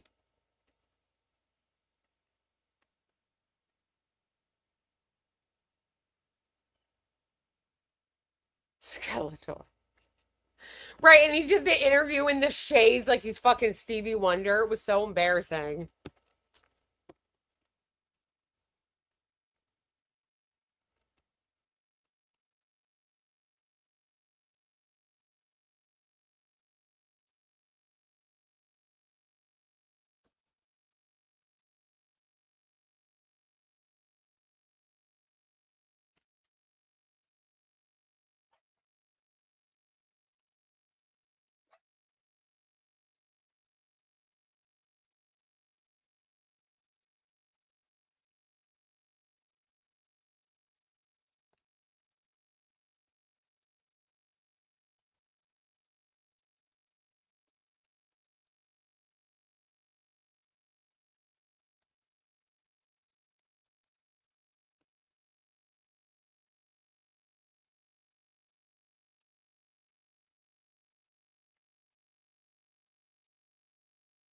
Why do these people call themselves Democrats? Call yourself Democratic.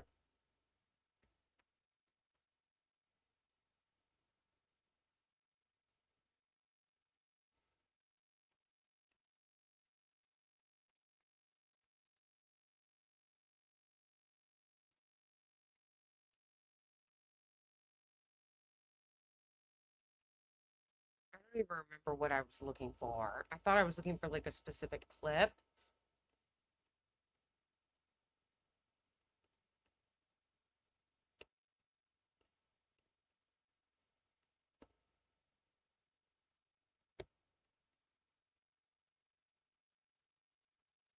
Yes, okay. Now I remember what it was. Hi, this is Congressman Shri. No, this is great. I remember what it was.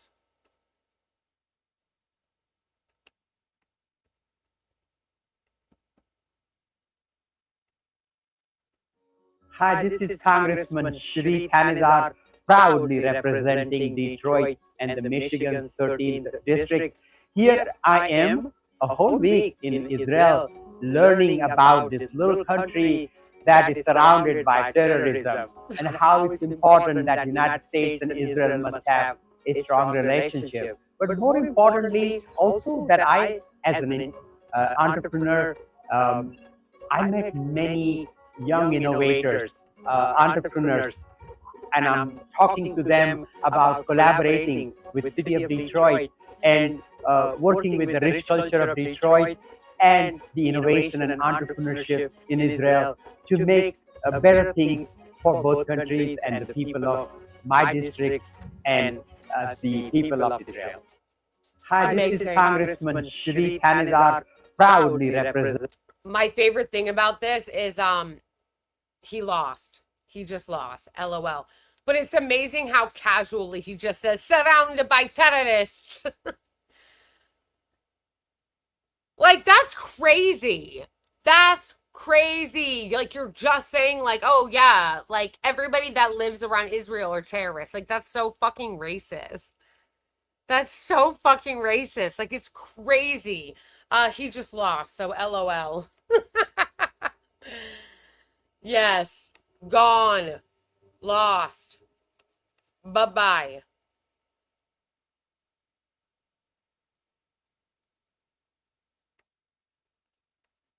Yeah, that was like, I saw that clip and I was like, what the fuck, bro?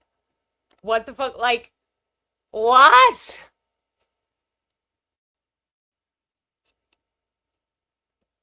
We have two countries that have been fighting so long and so hard that they don't know what the fuck they're doing. Do you understand that? I usually don't laugh at Trump shit. Like a lot of, like, you know, liberal Trump, look at this edit. You know, it's usually pretty lame, like the resistance lib Trump humor. But I did laugh at this when I saw it. It's so stupid, but it's still funny to me, and I don't know why. We basically have two countries that have been fighting so long and so hard that they don't know what the fuck they're doing. Do you understand that? Maybe because it looks so real. We basically have two countries. That's probably why it looks so funny to me, because it actually looks real. I don't know why I found that so funny. Probably because it does look really real. This is random, I know.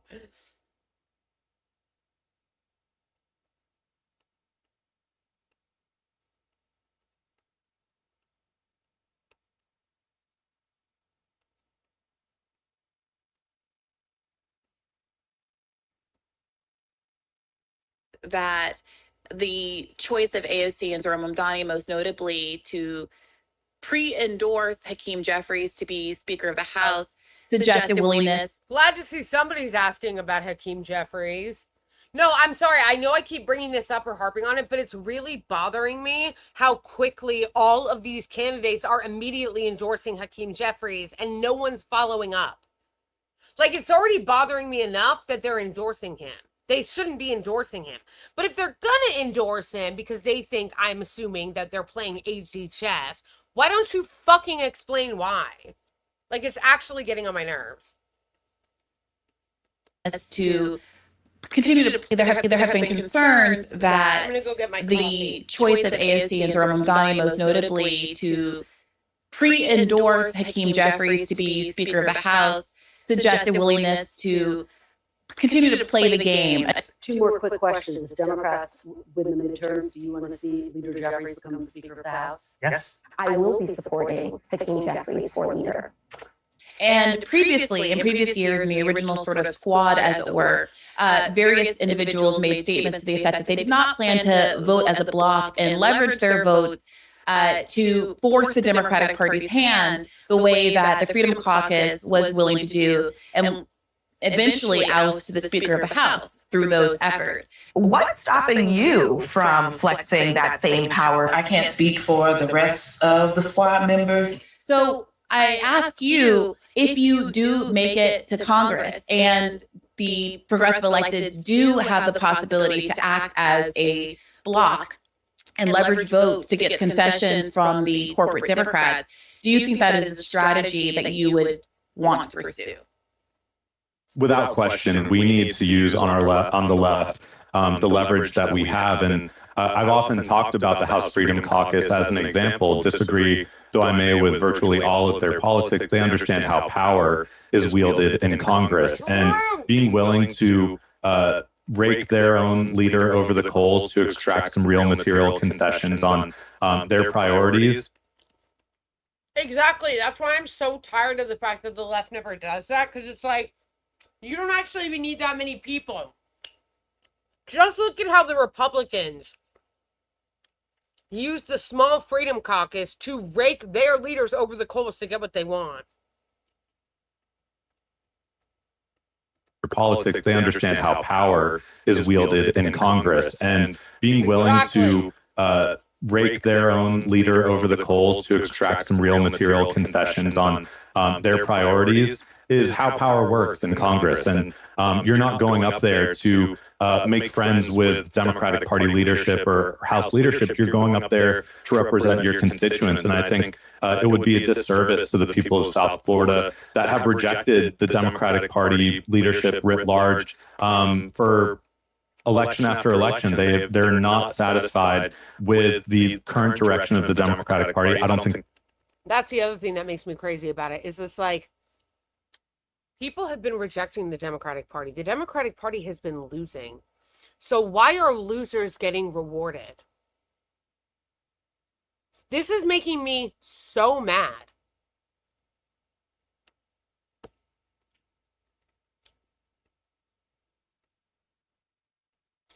Two minutes left to meet the super chat goal.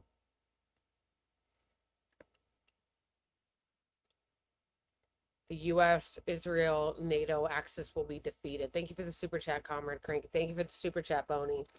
I haven't even checked it.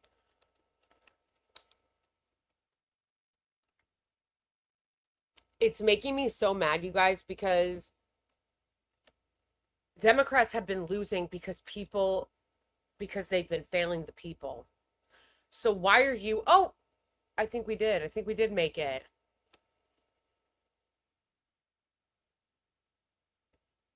Oh, we did! Thank you guys! Thank you guys for helping me meet the super chat goal. Na, na, na, na, na, na, na. Na, na, na, na, na, na, na, na. Although that's my new member song, but...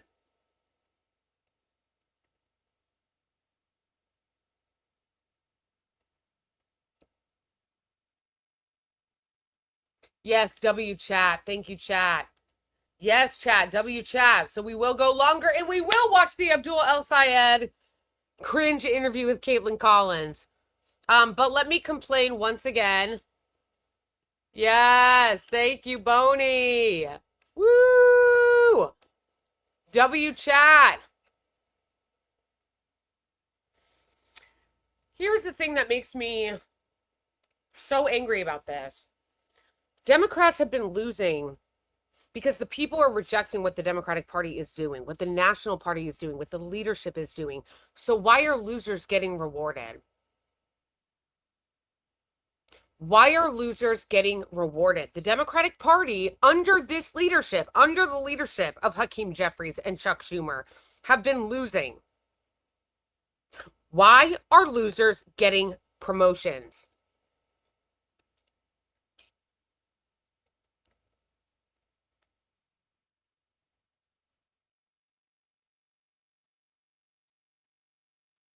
Yeah, 100% Boney. I agree with that. They do count. Absolutely. Why are we rewarding failure? If we're admitting, which they say they acknowledge, that the Democratic Party has been failing the people, why are you rewarding them, the same people that were in leadership as this happened? Why are you rewarding them? I need you to explain. But again, no one's asking that. No one is like, why are you rewarding them with leadership positions when they're the ones who brought us to where we are? Even if you were to put the Israel issue aside, which again, you shouldn't, and they can't because a lot of these people ran on being pro-Palestine. But even if you were to put the Israel-Palestine issue to the side, they still shouldn't be in leadership, neither Hakeem Jeffries or Chuck Schumer, because they keep losing. All they've done is lose. If you are angry at the Democratic Party and the national leadership, and you acknowledge that they have helped bring us to the place that we're at now, why would you reward them again with leadership positions? The math isn't mathing. How come DSA is not explaining this? When's the next DSA meeting? I recently rejoined DSA. I rejoined the New York branch. When is the next national meeting? Because I want to ask that question. I want to ask that question. Why the fuck are you guys letting your members endorse Hakeem Jeffries? The same person who brought us to the disastrous place that we're at now in the House. Same thing with Chuckles in the Senate. Why? Make it make sense. And make it make sense why you guys are endorsing him while not getting anything. You're not even lording it over his head to be like, well, maybe we will, depending on what we get. You know what I mean? Like, they're not even doing that. You're just endorsing him. Why is Hakeem Jeffries going to buy the cow if you're giving away all the milk for free?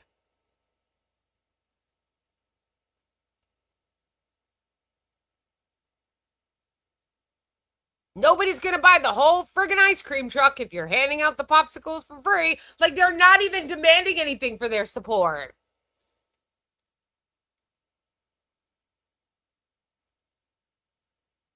I want them to explain it, and it's pissing me off that nobody is asking them to explain it. Nobody in left media or people who are supporting them on the left or even DSA members are demanding that they answer for this.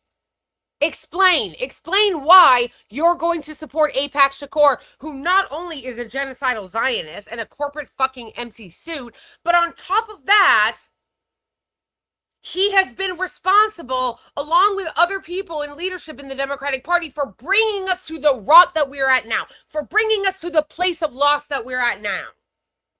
They're not even running on anything. What is Hakeem Jeffries and Chuck Schumer running on for the midterms, aside from Trump bad? They're not even running on anything. Aside from Trump bad, what are you even running on?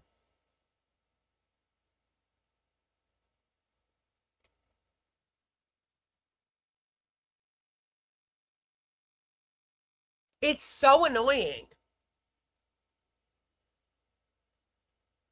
What are you even running on?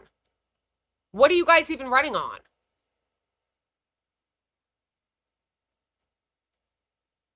But nobody's asking them that question. What is the affirmative vision? Because when you ask Apac Shakur or Chuckles what the Democrats are running on, they just say fighting Trump, standing up to Trump. It's the same shit Haley Stevens was running on. Nothing. Standing up to Trump and lowering costs. Ask Chuck Schumer and Hakeem Jeffries what their Democratic Party's message is and what they're running on for the midterms, and they'll say standing up to Trump and lowering costs. Vague fucking shit. Vague bullshit. Nothing specific.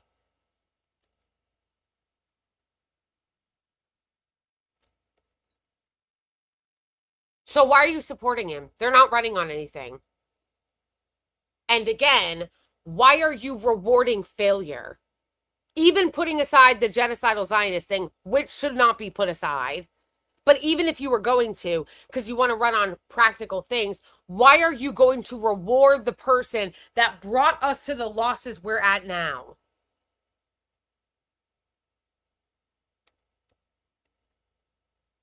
They're satisfied with the direction of the Republican Party either. But I think this is, the path for people on the left, Democratic Socialists that are running in these purple districts where to win over independent voters, to show that you're not just going to be another creature of the establishment. You do need to be willing to challenge power in your own district. And Democratic Party leadership is just going to have to live with that if they actually care about winning a majority, just the same as if they actually cared about electing Zoran Mamdani over Andrew Cuomo after Mamdani beat him in the primary and then Cuomo was running as an independent with all of this Trump MAGA billionaire money. I've been very clear since last fall that I was running in opposition to Hakeem Jeffries as House leader because I saw the failure.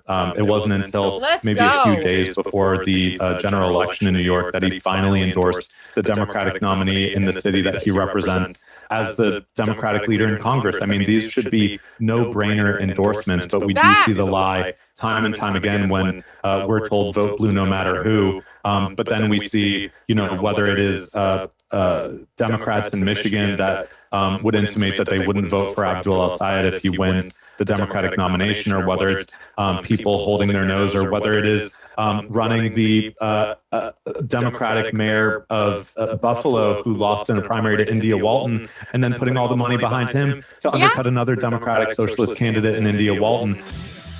Yes. Okay, that was a great answer. So why is that hard for everybody else? That was a great answer from Oliver Larkin.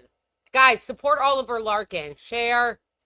I'm going to try to talk about him more. I definitely have not talked about him as much as I would have liked to, but that's also because there was a lot of energy that I was putting into Abdul El-Sayed's race. But Oliver Larkin, his race is coming up.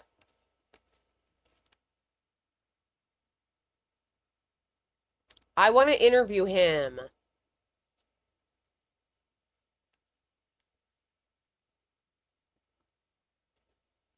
I want to interview him. But that was a great answer.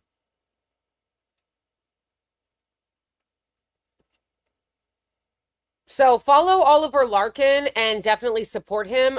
When is his race? His race is coming up. It's like January. This hack!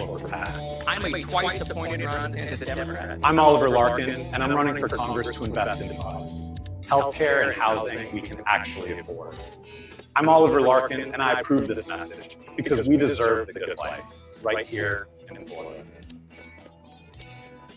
When? It used to be in America. You work hard, you get the good life. Where is it? Yes, donate to him, phone bank for him. He has to win. No, he has to win! But really, like, wait, is it Florida 25? Florida 25. Jared Moskowitz is basically a Republican. And he's also a radical lunatic Zionist. Florida 25. Okay, wait.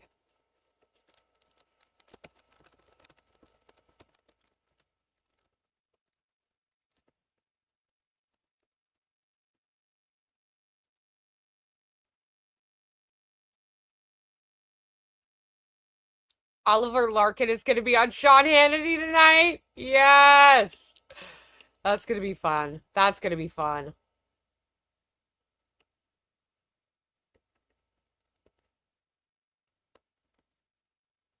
Hold on. I just want to make sure I get the date right.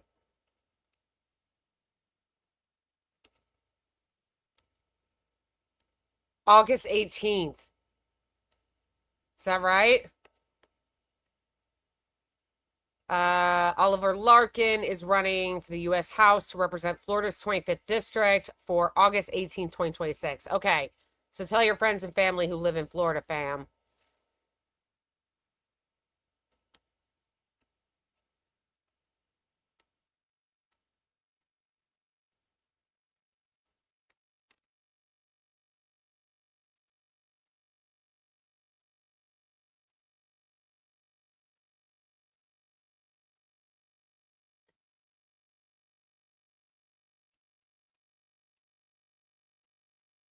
Yeah, it's actually pissing me off how little people are talking about this. Why are you supporting the very people that brought us to the place that we're at now? Again, even if you don't give a shit about Gaza, which you should, and a lot of these people claim to, how do you turn around and go in and vote for somebody like Hakeem Jeffries? And then on top of that, you're not even asking for anything. You're not even making any demands. You're not even lording your vote over him. And then on top of that, it's like, again, even if you don't care about Gaza, he sucks. Chuck Schumer sucks. Why are these people getting rewarded with leadership positions? And again, for the millionth time, and then we're going to move on to the Abdul El-Sayed one. It's really bothering me that they're not being asked about it on independent left media, aside from bad faith. And Brianna Joy Gray's not even in DSA. She's not even, you know, a Democratic voter.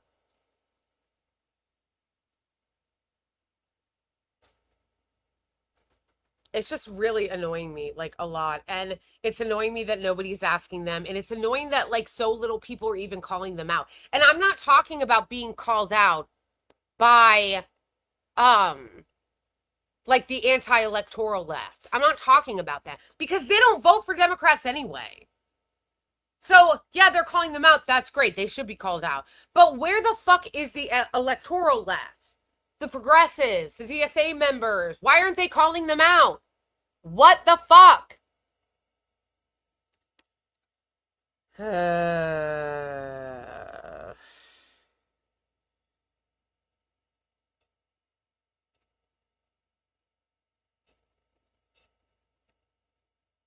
Nice. It's just like actually pissing me off.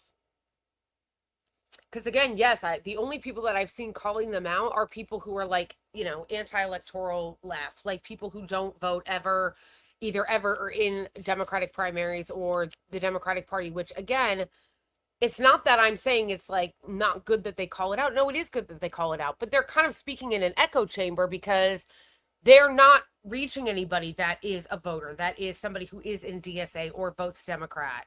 Because they're already in their echo chamber with other people who are anti-electoral.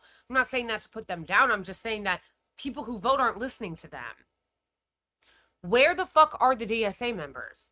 Where is the electoral left? Where the fuck are you? This is ridiculous. So far, that is the only person I've seen give a good answer on that is Oliver Larkin. So shout out to him.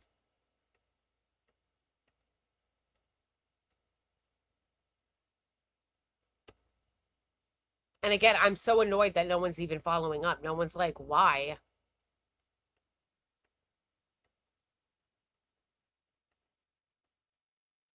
August 18th, folks. August 18th.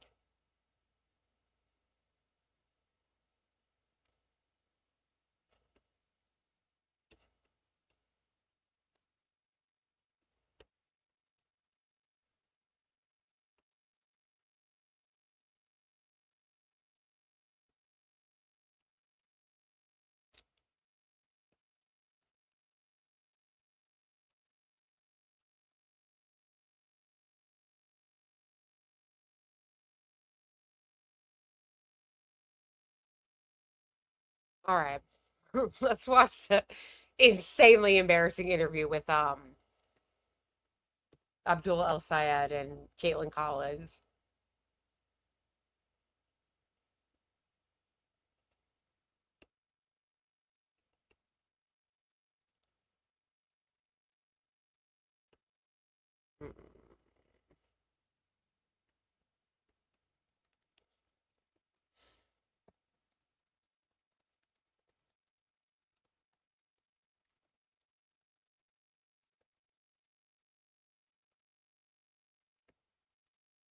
Where is it?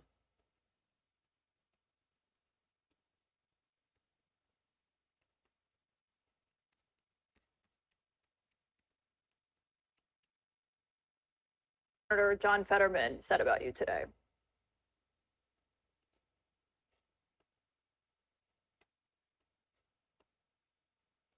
Oh, did she not post the whole thing?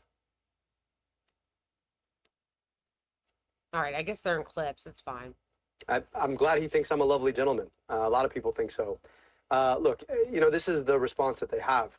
You notice what he talked first. Look at the background. Your response to the president. I'm glad he thinks I'm a lovely gentleman. A lot of people think so.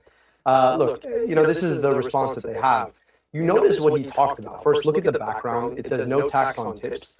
The man can't stay on focus. That's like the one thing that he did to offer any economic relief. But instead of that, he's more focused on me and what I'm going to do while we're living through an affordability crisis that is generational. People are paying nearly $5 in gas because of the war he started, and half the time, if he's not talking about me, he's talking about the drapes in his ballroom. So at the end of the day, you know, I invite the president to focus what I'm saying. I want to get money out of politics, put money in your pocket, and pass Medicare for all. I think a lot of Michiganders want that right now. And I think Mike Rogers, for his own part, is running away from Donald Trump himself. When you're asked Mike Rogers about his position on the war or his position on Trump's tariffs, he is mum. So, look, I'm looking forward to tying Mike Rogers to Donald Trump all day, every day, but I do agree with the part where he says I'm a lovely gentleman. I'm not sure he meant that, but we'll leave it at that. You mentioned on funding for Israel if you do become a U.S. Senator. The reason why this is funny is because the majority of the interview is her asking him about Israel. Not asking him about Medicare for all, other things he's running on. Like, it's just so embarrassing and so typical of our media. Are you opposed to all funding for Israel, period, military funding? I'm opposed to unconditional military aid for any country. That is Israel, yes, but that's also Egypt, where my family immigrated from. That's Pakistan, that's Saudi Arabia, that's UAE. And that's not because of a focus on what's happening anywhere except for a focus on what's happening here. We've got communities in my state where the median income is $14,000, and I believe they have a right to their tax dollars. I also believe in international law and upholding international law, and there are Leahy laws against dealing arms to countries who are engaged in human rights abuses. And I don't want to fund a foreign military that does genocide, apartheid, or has taken us to a war we don't need to fight. I believe in equal rights to peace, dignity, and self-determination for Jewish Israelis and Palestinians alike. I believe our responsibility, though, more than anything else, is to use our tax money here in Michigan to provide healthcare in Michigan and schools in Michigan and roads in Michigan, rather than to send it to a foreign government that might use it in the form of bombs and tanks to destroy infrastructure and schools and hospitals there. Some people might hear that and say, well, does he support, funding defensive systems like the Iron Dome in Israel? Do you? I don't believe that there's really a difference between offensive or defensive weapons. And I also don't believe it's my responsibility to buy defensive weapons for a foreign government when our kids are defenseless against schools that have been underfunded for a very, very long time. My responsibility as the next senator from Michigan is children in Michigan, rather than thinking about what's in the interest of a foreign government. Okay, so that's a yes, that you are against funding to things like the Iron Dome. I am against it in large part because I just don't understand why anybody thinks it's the right thing to do to send our tax dollars abroad to fund foreign militaries when our own kids barely get to go to schools that are functional.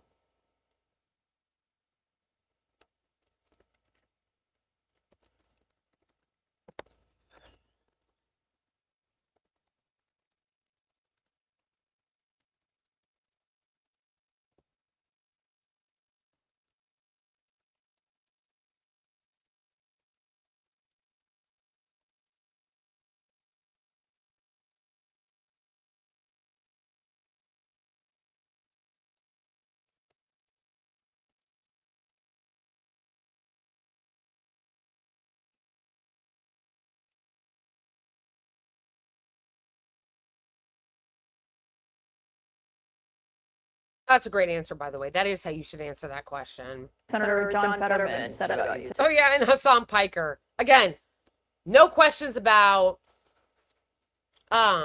his policy platform, Medicare for all, money out of politics, corruption, Michigan, data centers. No, it's Israel, Israel, Israel, Israel, Israel, DSA, Hassan Piker, Israel, Israel, Israel, basically. Seen this, what Democratic Senator John Fetterman said about you today. Are you willing to unify with Abdul El-Sayed, for example, who's now the Democratic nominee, the Democratic candidate? Oh, yeah, yeah, the tough guy. He called me ugly and then I should be on a pike. And I'm like, Chief, I own mirrors. Well, I can't come together with someone if you are willing to embrace people that love. What does Chief I own mirrors mean? Oh, he must have just been with Netanyahu. That's the only time he wears a suit is when the boss is in town. Hamas, or that thinks America deserved 9/11. I think that's reasonable. What's your response to Senator Fetterman? In Trump's words, what a lovely gentleman. I mean, he said that you need to renounce people like the left-wing streamer Hassan Piker, who was campaigning with you, who was out there in Michigan. Again, oops. On Monday night, I believe last night. Again, another struggle session. You need to renounce him! It's like, oh my gosh, it's so embarrassing. It really is so embarrassing, these struggle sessions. Renounce TSA, renounce Hassan.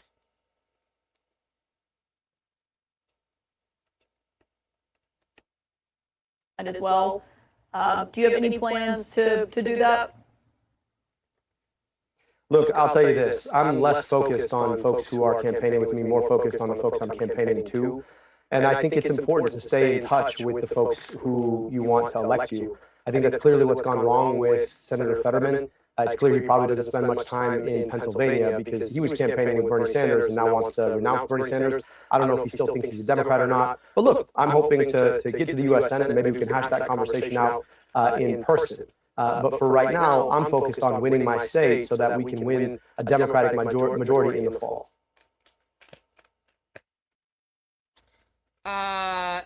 So embarrassing that she asked him that. Yeah, but aren't you gonna like renounce Hassan Piker? Chuck Schumer doesn't want to see me on the inside of the U.S. Senate. How did your call with Chuck Schumer go today?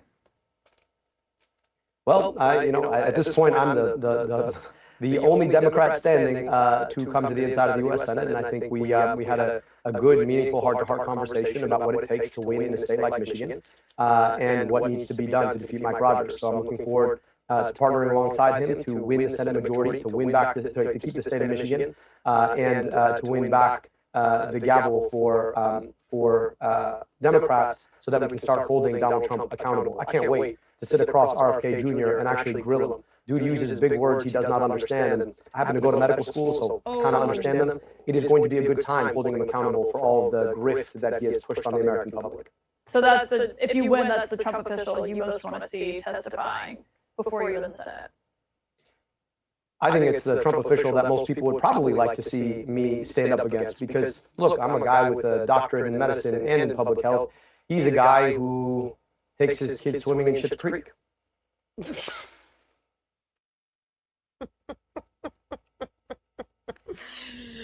That was funny. I was not expecting that. I hadn't seen that clip yet. I wasn't expecting that. That was pretty funny. Oh my gosh. Wow.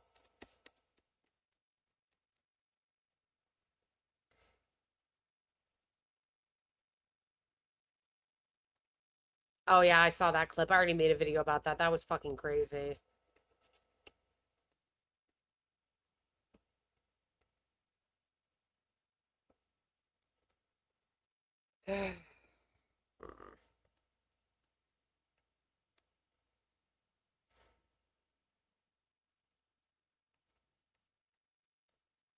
That's just crazy.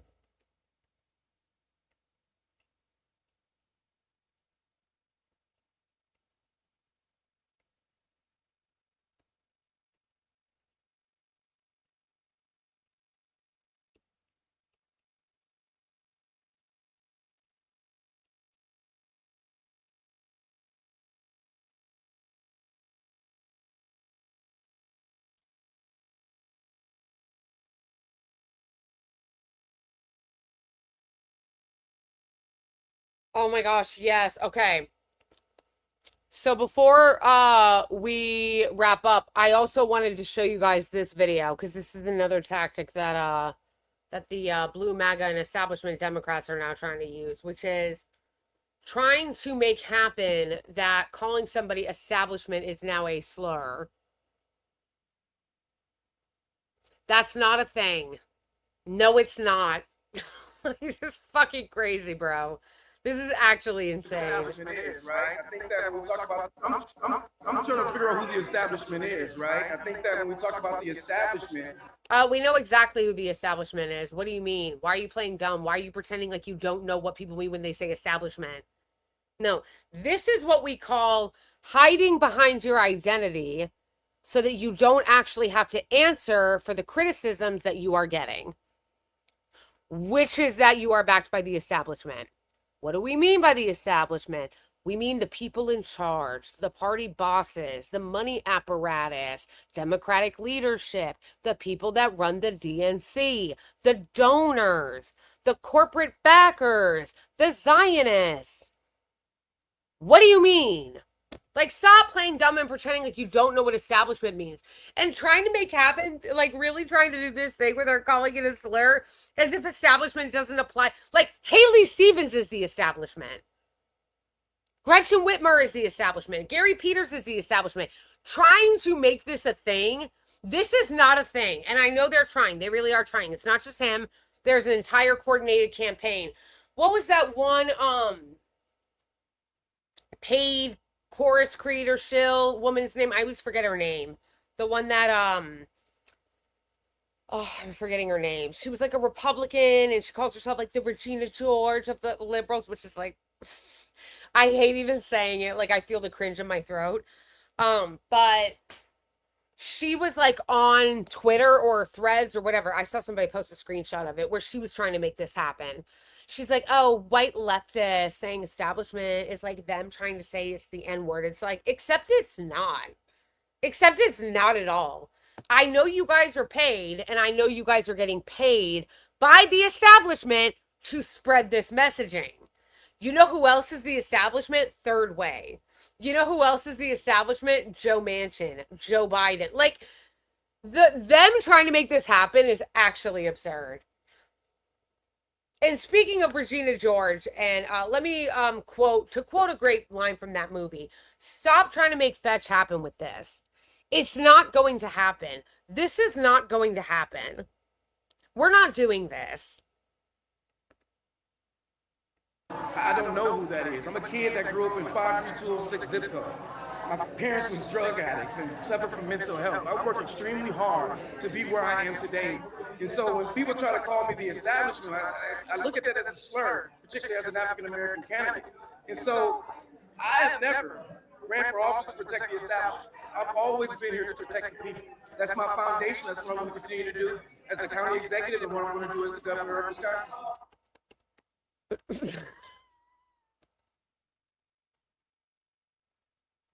Bro. Oh, man. Oh, man. Oh, Lord.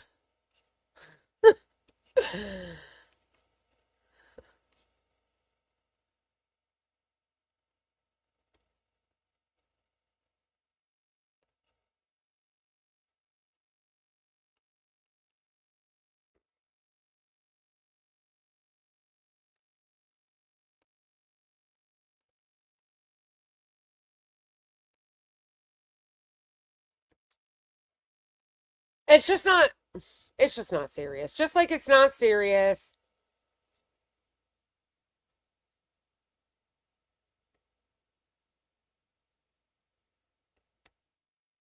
Just like it's not serious to say that Hakeem Jeffries should be the Speaker of the House. Why should you win then? Really? Genuinely. What are the Democrats running on? Again, has anybody bothered to ask that? What are you running on? Aside from standing up to Trump and affordability? The leadership. What is the leadership's message? What is the leadership's message? So, if you're not going to run on anything and you're going to just keep in power the same hacks that brought us to the place we're at now, why should you take back the House or the Senate? Somebody should ask that.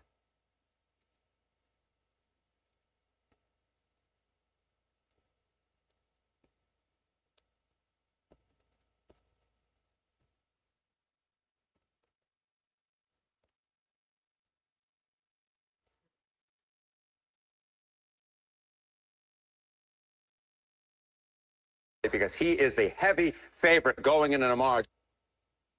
Polling is different. This is the best look.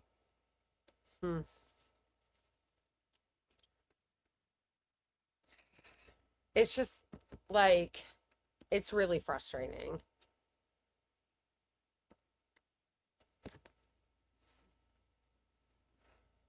It's very frustrating.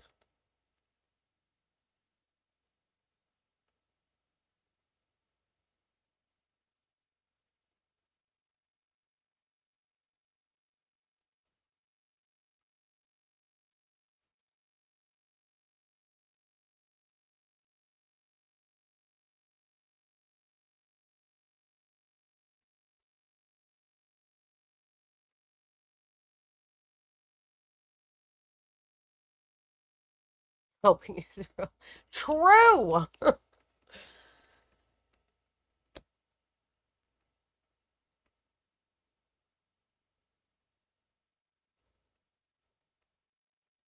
Oh my gosh, yes. And Wesley Bell.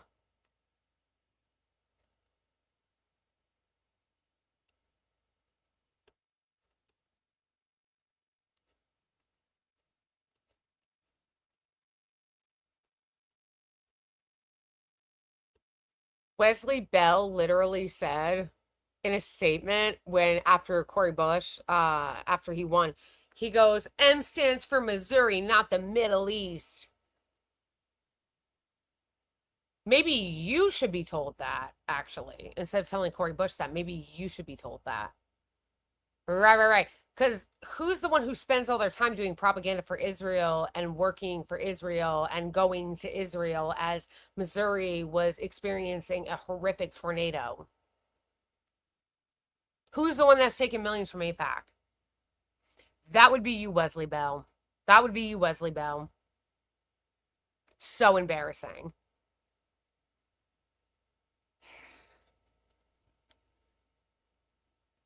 So there were a lot of really good wins on Tuesday. But the problem is, well, first of all, there are a lot of people that I really want to obviously win the general, like Abdul El Sayed. And I think it's really good that a lot of these people who ran as progressives, ran as DSA won. But there also needs to be like accountability.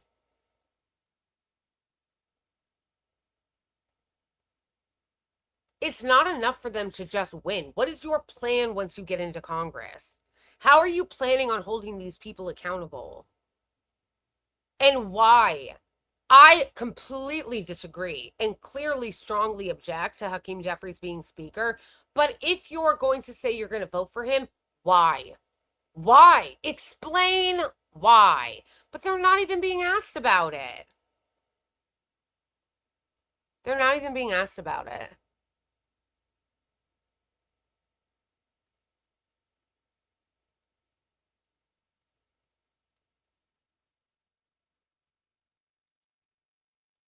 Do you think Saeed can beat Mike Rogers? Of course. People need to show up. People need to show up. If people show up, he will win. Because that's exactly what happened. People in Michigan showed up and he won. Oh no! Did I? Did you? Thank you, Boney, for the super chat. I'm sorry I missed it. Devil's Advocate Productions wants you as a guest, Blakely. And what show are you appearing on tomorrow? Who is Devil's Advocate Productions? Let me see. Thank you for flagging that, Boney, and for the super chat. Devil's Advocate Productions. Is it a podcast?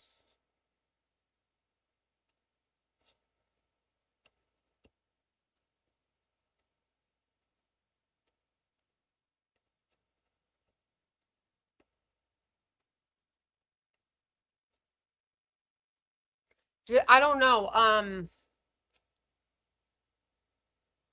Are they a podcast?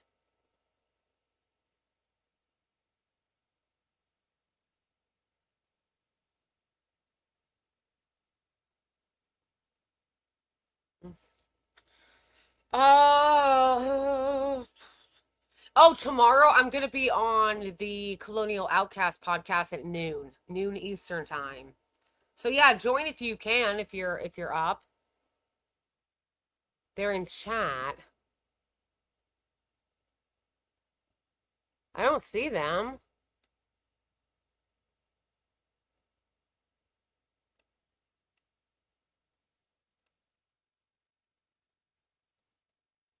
Oh, I see. Devil's Advocate Productions. Yes, can you send me an email, Devil's Advocate Productions? If you want to chat, send me an email at iamblakely@gmail.com. Thank you for flagging that, Boney.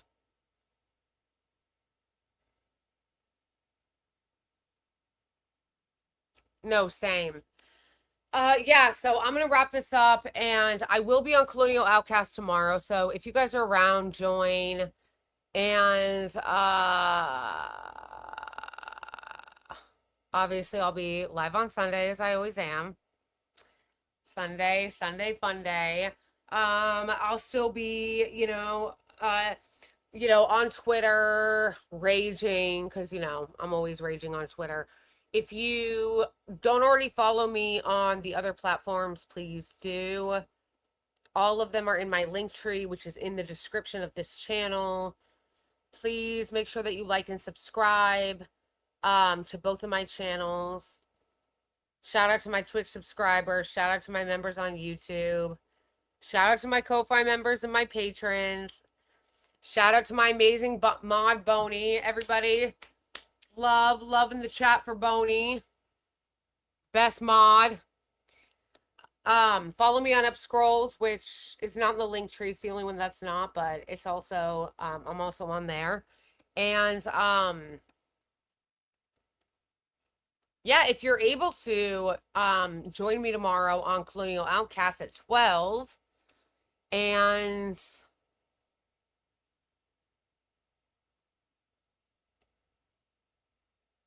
if you're on Twitter or on Threads or Instagram or any other of these platforms and you follow any of these people, start getting in their comments and asking them why they're supporting Hakeem Jeffries. It can't just be me, folks. We gotta all speak out. We gotta act collectively. Why are you supporting Hakeem Jeffries? Or Chuckles, for that matter. Thank you to everybody who joined this live stream. Thank you to everybody who gave me a super chat and helped me meet the super chat goal. I love you guys. You're very much appreciated. I appreciate you guys a lot. I love you all. Free Palestine, abolish ICE. And I shall see you guys tomorrow on Colonial Outcasts if you're there, and Sunday on the other live stream. Love you all. Bye, everybody.